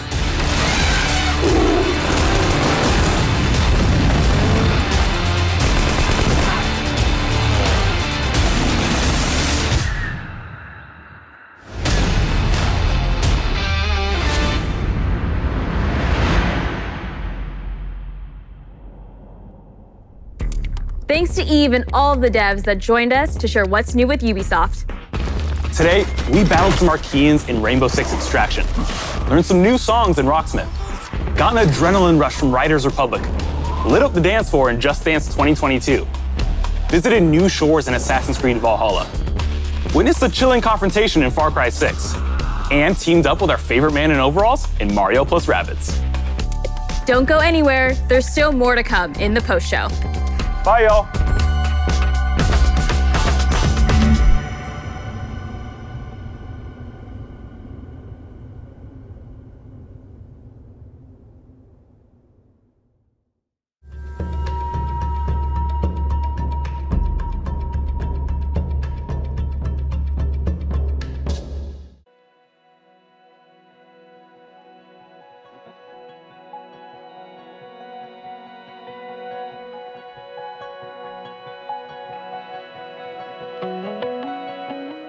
I think it's important to have a First Nations character in a mainstream game because Indigenous women especially are very underrepresented in mainstream media, and that's what we're hoping to change with this character. The creation of Thunderbird does have immense potential to bust down all those negative stereotypes about even Indigenous women, Indigenous people. If there's anything that can help target an audience to become more interested in Nakota community, it's probably technology. And Ubisoft is right in touch with the highest technology, games, and something like this can have a really big impact on youth. And I'm excited to see the outcome of Thunderbird. Thunderbird was born in the Nakota Territories in Saskatchewan. Her civilian name is Mina Sky. She values her community, and she's also a protector, whether it's of people, the community, or the land. We knew that we wanted this character to be a pilot, a helicopter pilot, but we didn't know exactly in which field she would be working. So I asked the consultants if they had any sort of feedback or information that they wanted to take into consideration when picking the work field in which this character would be working. I suggested that Thunderbird be a technical expert within hydrology because we believe as Nakota people that water is life, and that within that is the struggle of protecting and preserving the environment. When we started talking about weapons or tools that this character would have, we were kind of tossing around different names. I made a suggestion and say Nakota words as simply as possible. That Kona would be actually a good name because it means friend. Thunderbird's gadget is a little bit unique. She's going to be our second operator who can raise the health of their teammates. However, it can also heal your opponents. So Kona quite literally is a friend to everyone. Long ago, especially the northern Nakota tribes of the Great Plains, we tattooed our faces. And that's something that has been forgotten, even in our own histories. Now it's something that we're starting to talk about, something that we want to bring back. That's what I wanted to see with this character, was to grab someone's interest enough to want to go out there and find and do research of their own of who the Nakota are, what are the Nakota, am I a Nakota, what's my language, what's my culture, what does this symbol mean? Thunderbird would not have existed without the input of Tarina, Jessica, and Shayna. They honestly created this character from the ground up. We never really knew each other. And we were so excited to talk about this character. And we talked about water, we talked about her name, and we talked about all of these things that, that's going to represent a strong woman warrior. She's going to be representing, she's going to be carrying. And, that was really what was cool about working with Ubisoft on this character. Je considère qu'aujourd'hui, quand on travaille dans ces secteurs-là, dans ces médiums-là, c'est notre devoir d'offrir un maximum de représentation, de donner la possibilité à un maximum de personnes de pouvoir s'identifier, de pouvoir rêver, de pouvoir se projeter au travers de notre contenu. Et c'est pour ça qu'on va repousser de plus en plus les limites de la diversité sur notre projet. On va aller voir un maximum de communautés et de minorités et faire en sorte que n'importe qui a envie de se projeter, qui a envie d'interagir avec Siege, puisse avoir une forme de porte d'entrée au travers d'un personnage qui lui ressemble. She's really bringing such an ancient historic people into the present. I hope that honors her and all Indigenous women and all Indigenous people. I feel that us consultants worked very carefully and respectfully to develop a character that would make Nakota people proud. This is something that's going to really impact with kids that are Nakota. I might just, purchase a game console and try it out myself.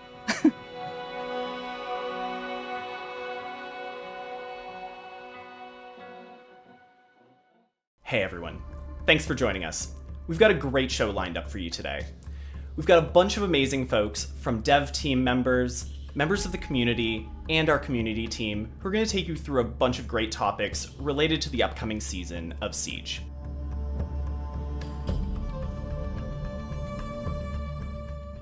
Coming hot on the heels of that making of video of Thunderbird, we'd like to take you behind the scenes of her design. In order to help you with that, we have Alex Karpazis from the dev team. Thanks for joining us today. Absolutely. Pleasure to be here. So before we dive into Thunderbird specifically, I'd love to hear about the process of making an operator. What goes into this and what steps are involved in deciding what to base a character around?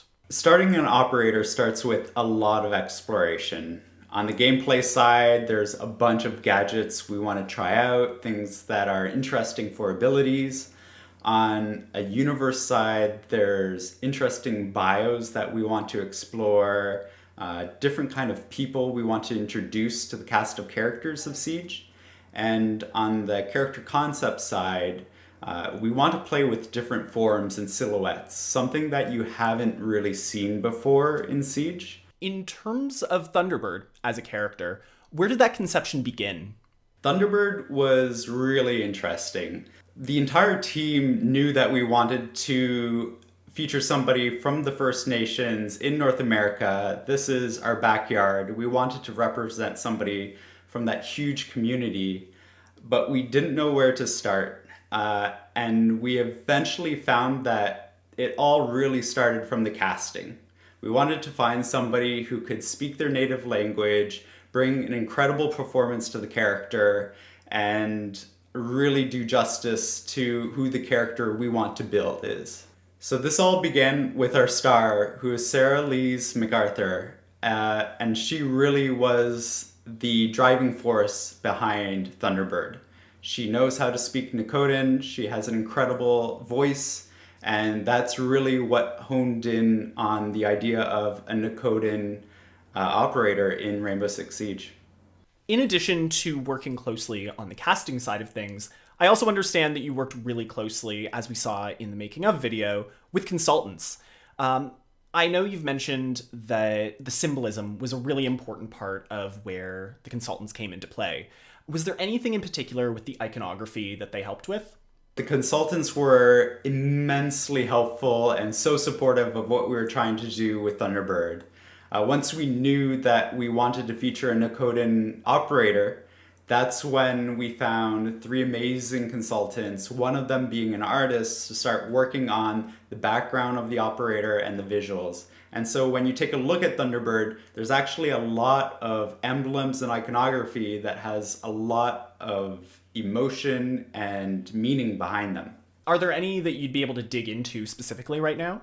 Every single badge on Thunderbird has a meaning.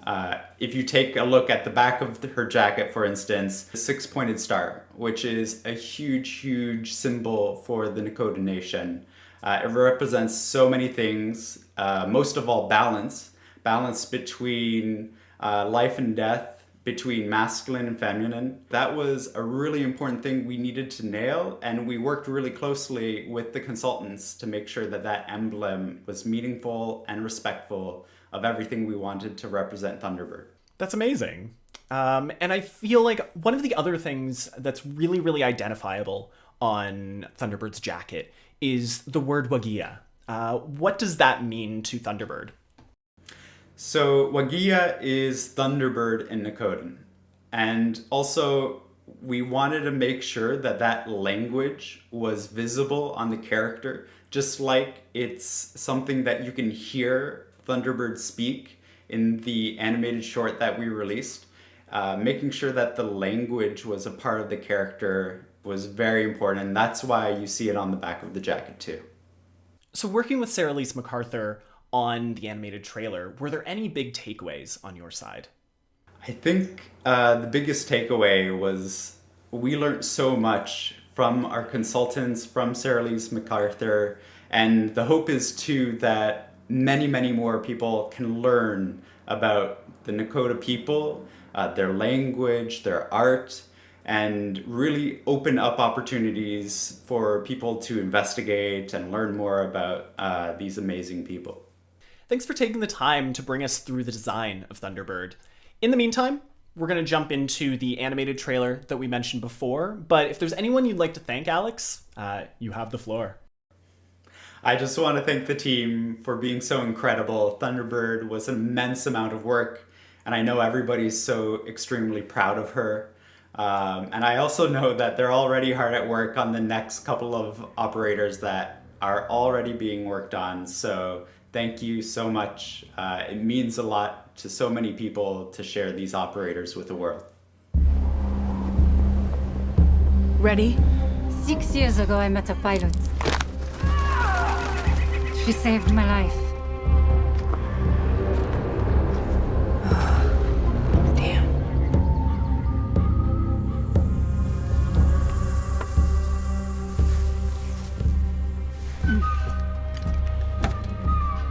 That symbol, what does it mean?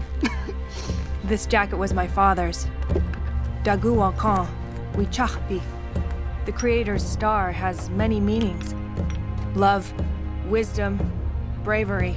Suits you. Listen, I need to get this bird in the air. You try to get some rest. You're the boss.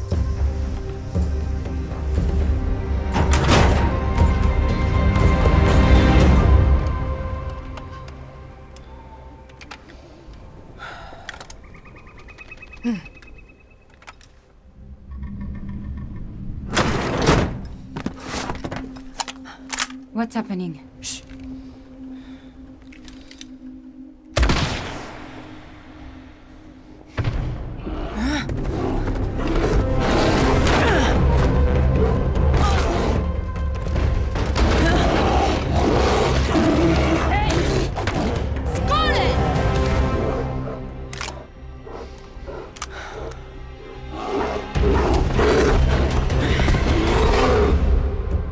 Wait, that's it? What happened next? Why don't you ask her yourself?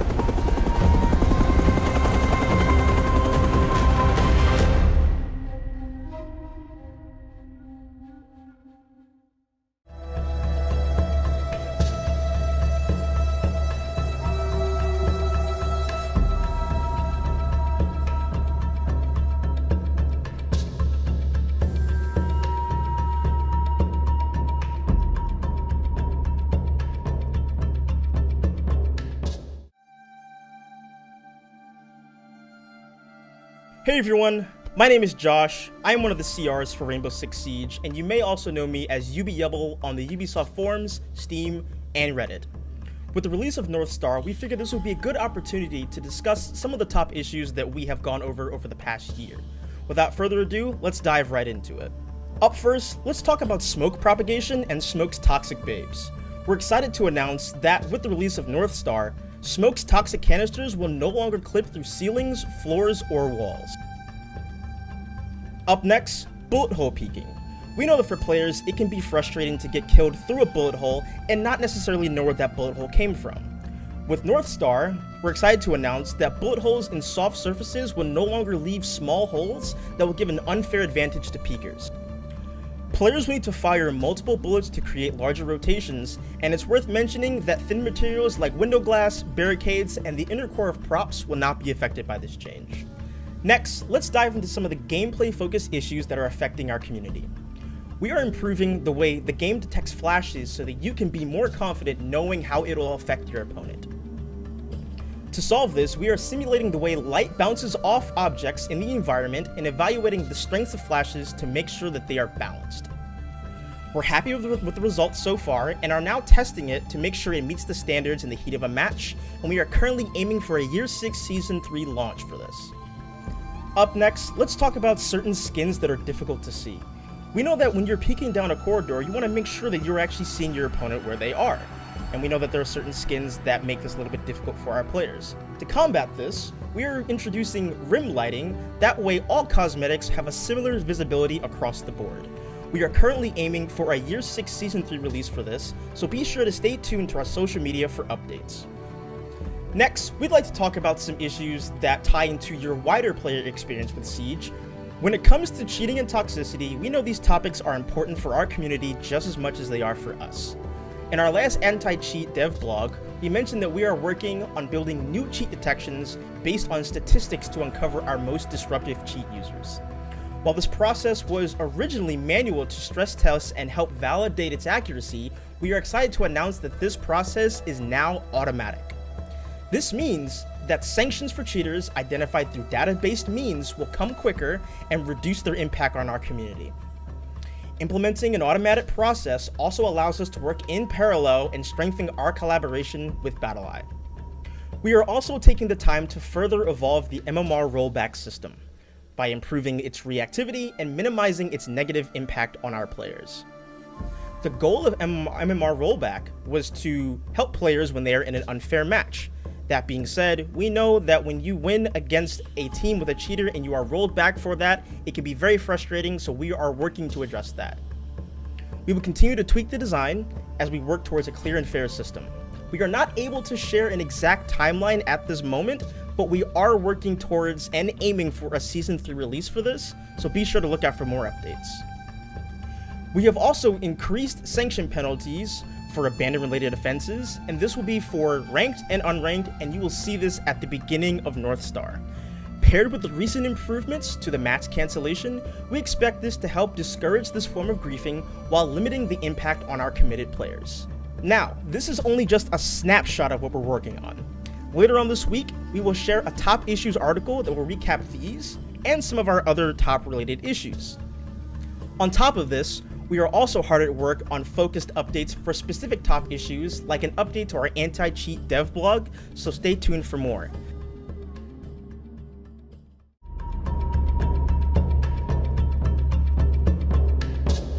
All right, and now we're here to talk about something very near and dear to my heart. That's the 6th Guardian program. The program launched Year 5, Season 4, and it was a way for us to focus the efforts of the Siege community on a good cause. And at the time, that first crack at it was with our friends over at Able Gamers. Throughout the course of that season, we were able to raise over $170,000 US for Able Gamers charity. So it was a great success. We thank everybody who contributed, bought the cool skin that we made with them. All the proceeds from those purchases go to the charity, by the way. And we're not stopping the program there. In fact, we're here today to reveal our next iteration on the program, starting in Year 6, Season 2, North Star.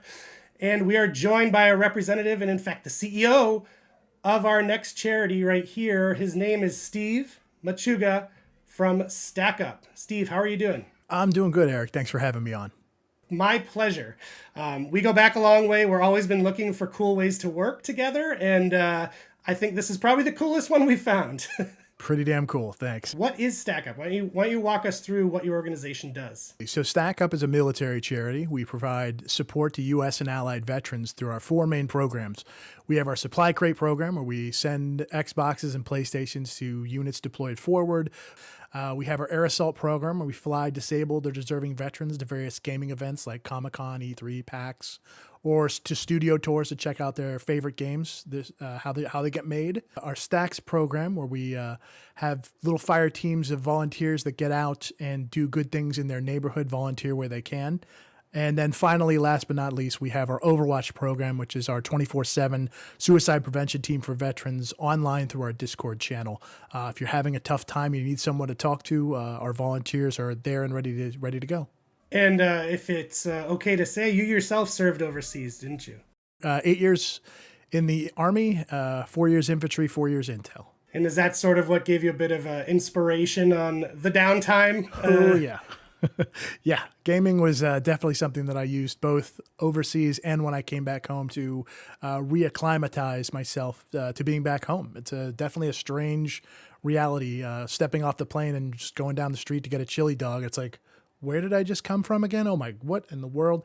It's a very rough transition. So having something to kind of walk me back into reality playing video games was that. And a lot of our guys and gals use gaming to kind of fill up that tough time in their lives where they need a little bit of help, whether it's staying in touch with other veterans or people that they're no longer in contact with. They can play games together across the country from one another.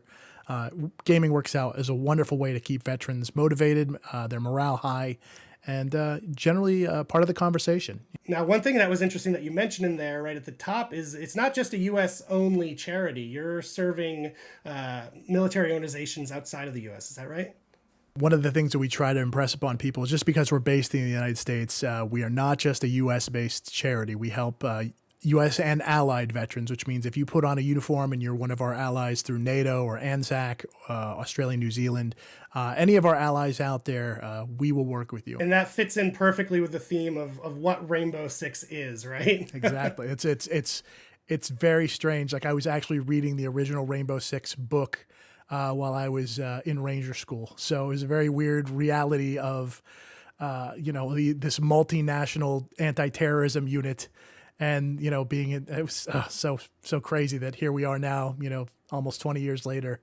And it's amazing how far we've come as an organization.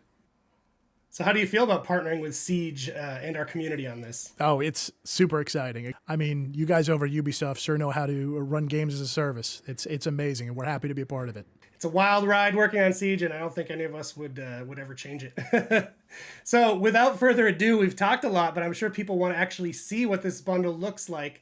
So we're going to pull up some images here of the bundle, and we'll reveal that it's a skin, in fact, for Valkyrie. So let's have a look there. Steve, how do you feel about this bundle? Big fan. I was a Valk main for a long time, primarily because of my potato aim. And just being able to throw cameras around and watch avenues of approach as people trying to come in, I get the intel over to the guys who can actually make the shots. So that's where I liked playing primarily as a support class. So Valk's the perfect choice. The Valk 6 Guardian Stack Up Bundle will be available as soon as Year 6 Season 2 North Star launches this week. And it's going to run for the entire season. So you have a whole season's worth of time to buy that bundle. And the proceeds from your purchase go directly to Stack Up and its great cause. So please consider it. Steve, thank you so much for joining us today. And before I let you go, I thought I'd give you a chance to let the people know how they can contribute, how they can help out, or get involved with Stack Up apart from buying this bundle. If you're interested in learning more about Stack Up and how we support veterans and mental health for veterans, head on over to stackup.org. We're on the website, our Discord channels, discord.gg/stackup.org. Head on over there, and some of our volunteers will be right there with you. If you know someone who could use our help, that's a great place to put in a request form as well. So yeah, please head on over, and we're happy to help out wherever we can.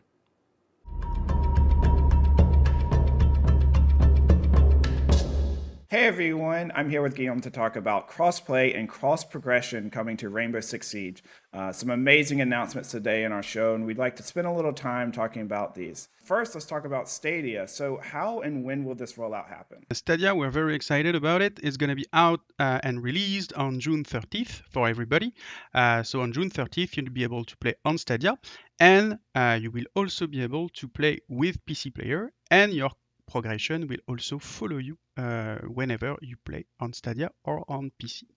That's amazing. I know everyone's very excited about cross progression and crossplay. Speaking of that, question on people's mind is, will PC and console have crossplay between them? No, not for now. We're going to have separate matchmaking pools and crossplay pools. PC will be on a side with cloud-based platforms, and console in the future will be together. Got it.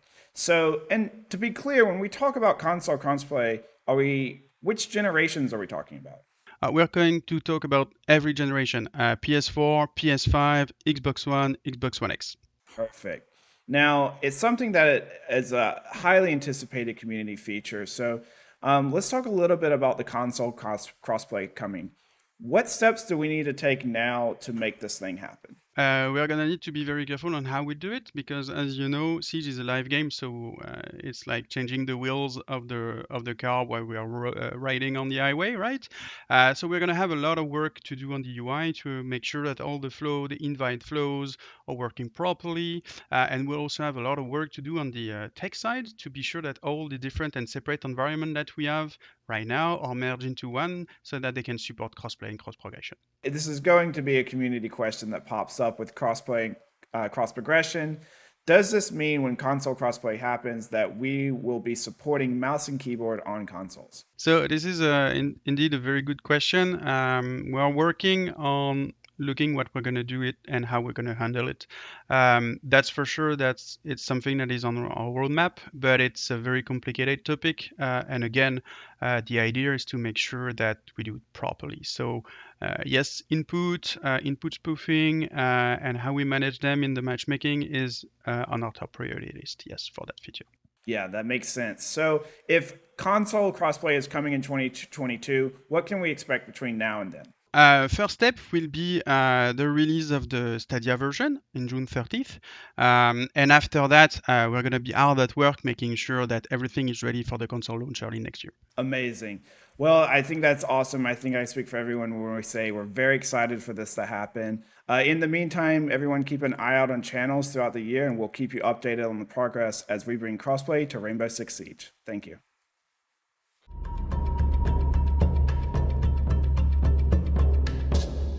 Hey everyone, Rainbow Six Siege is an extremely dedicated and talented creative community, and we've been working on quite some time on finding ways how to get designs created by our fan artists into the game.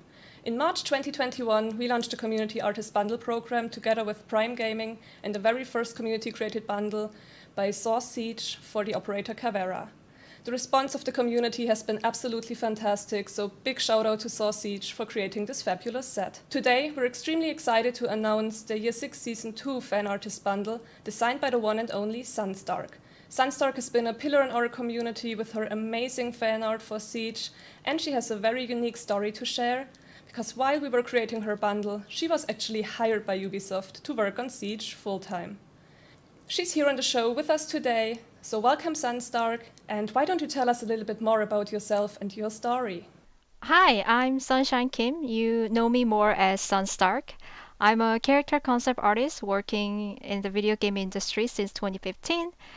I started drawing Rainbow Six Siege fan art since Velvet Shell Season 9. I'm a big fan of military shooting games, so the general aesthetics of this game, character designs and character lore, and those all things really appealed to me at the time. So for me, it was a good stress relief to draw Siege fan art after a long day at work. And here I am in 2021. I officially work for Rainbow Six Siege now. So you were a fan artist when we reached out to you about creating your bundle. And can you tell us how your journey was from being a fan artist to actually being an employee and working on Siege? Let's say that it was like double lottery wins.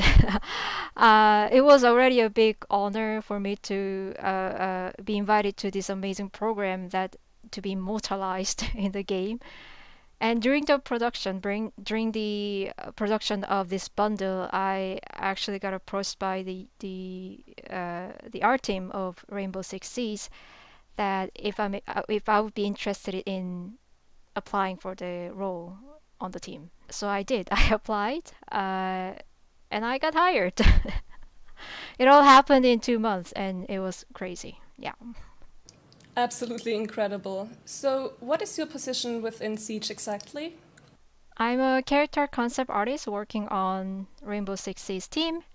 So that includes battle pass skins or like elite skins or new operators. Now, let's have a very first look at the bundle you've created. So you chose to create this bundle for Lion. Why did you choose this character in particular? Yes, Lion is indeed my favorite operator.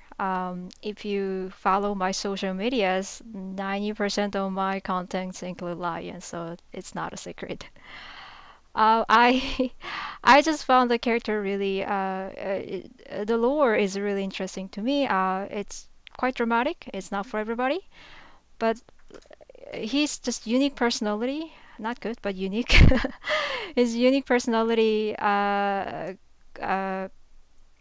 causing trouble with other operators, and his really dark past, and his relationship with his son and everything.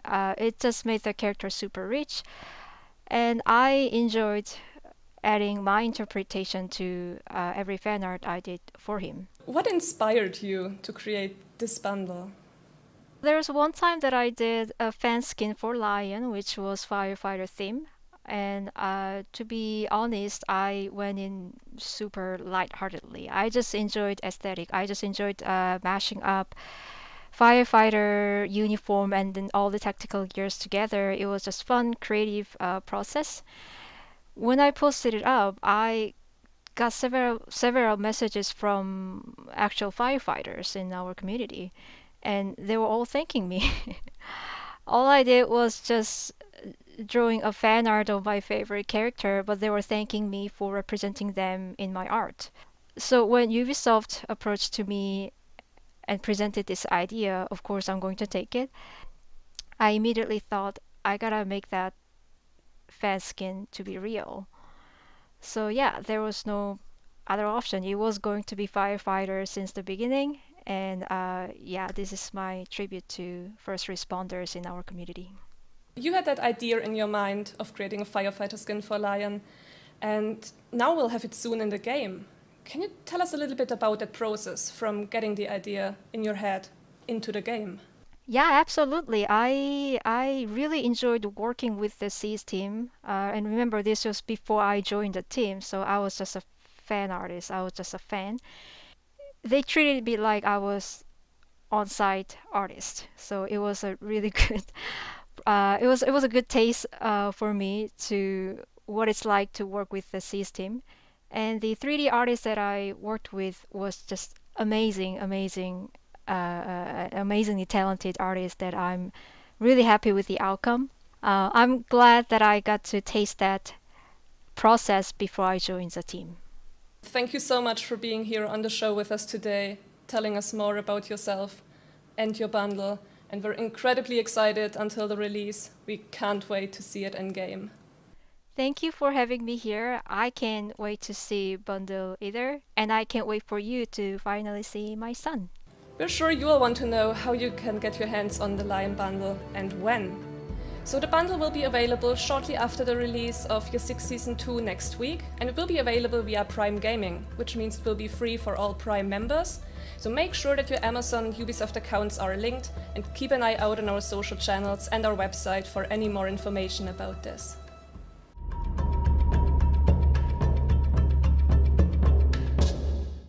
Hi everyone and welcome. I'm here to share some exciting news about upcoming Charms releases, including a first-time reveal of Season 2 Charms. But before we dive into that, I'd like to introduce my guest, Rob Walker, founder of the Cyber Athlete Championship Series, an independent competitive series. Welcome, Rob. Hi, thanks so much for inviting me. I know that you and the streamers had a chance to work with devs on some of the upcoming charms, but first, let's talk about your work with CCS. First and foremost, tell me a little bit about what you're doing with CCS and what it is. We started CCS as a tournament organizer, and we've kind of grown into handling productions for different events too, or one-off needs that someone may want when it comes to putting on a esports event. That's great. With that said, who all can participate in being involved in CCS? At the time, if you wish to play in a CCS event, you have to be 16 years old or older. The operational and production side, if you're worried that you have no experience, but you don't want to necessarily play in esports, you maybe want to get into commentary, you may want to get into running a broadcast, or you may even want to get into admin and community management work. I really look forward to people reaching out to me because I want to use CCS as a platform that you can get some experience and then maybe move on to bigger companies, bigger projects, really just find a sense of fulfillment in esports. What can you share with me about any upcoming CCS events and a little bit of maybe about the number of seasons that have taken place so far, a little bit of the history there?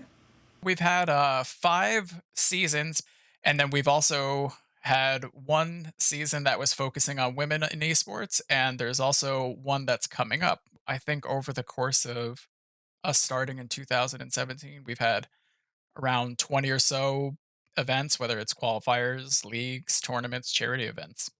Because of the incredible work you've contributed to the Rainbow Six community, it made sense that you would become involved in working with the dev team on a charm. As you know, each season, new charms are added, and you were asked to help design a charm that we are going to get a first look at today. Can you tell me about what that was like? It's still pretty surreal. And when I was asked at first, I didn't reply right away just because I was shocked. I didn't think that the Siege charms would apply for us as CCS as an option. To be recognized like this is wild. I still can't get over it. I'm just really happy for people even wanting to play in CCS or to speak to us about events, not necessarily any tangible benefits or any recognition that you guys have been so gracious about. So they brought me through the design process, showing like all the different things that you could add if you wanted it to have a little bit more depth, if you wanted to have any like distinguishing features of it. They were really cool and guiding me along the entire process. It's awesome. The charm turned out great, so congratulations on that. We also have a first reveal of 2 additional charms. One that Yo Boy Roy has done, which you are seeing right now, and additionally one from Magnet. They both helped design these charms with our dev team, and I'm sure we're all very excited to see them in game soon. Thanks so much for joining me today, Rob, and thanks to all of you for tuning in. We'll see you on Monday for the launch of Year 6 Season 2 North Star. If you'd like to see more of this in the future, please let us know. You can hit us up on Twitter, Instagram, Reddit, Discord. We're everywhere. So let us know what you thought of the show and what you'd like to see in future episodes. So from everyone here on the Rainbow Six Siege team, thank you so much for watching. Hope you enjoy North Star launching this week, and we'll catch you next time.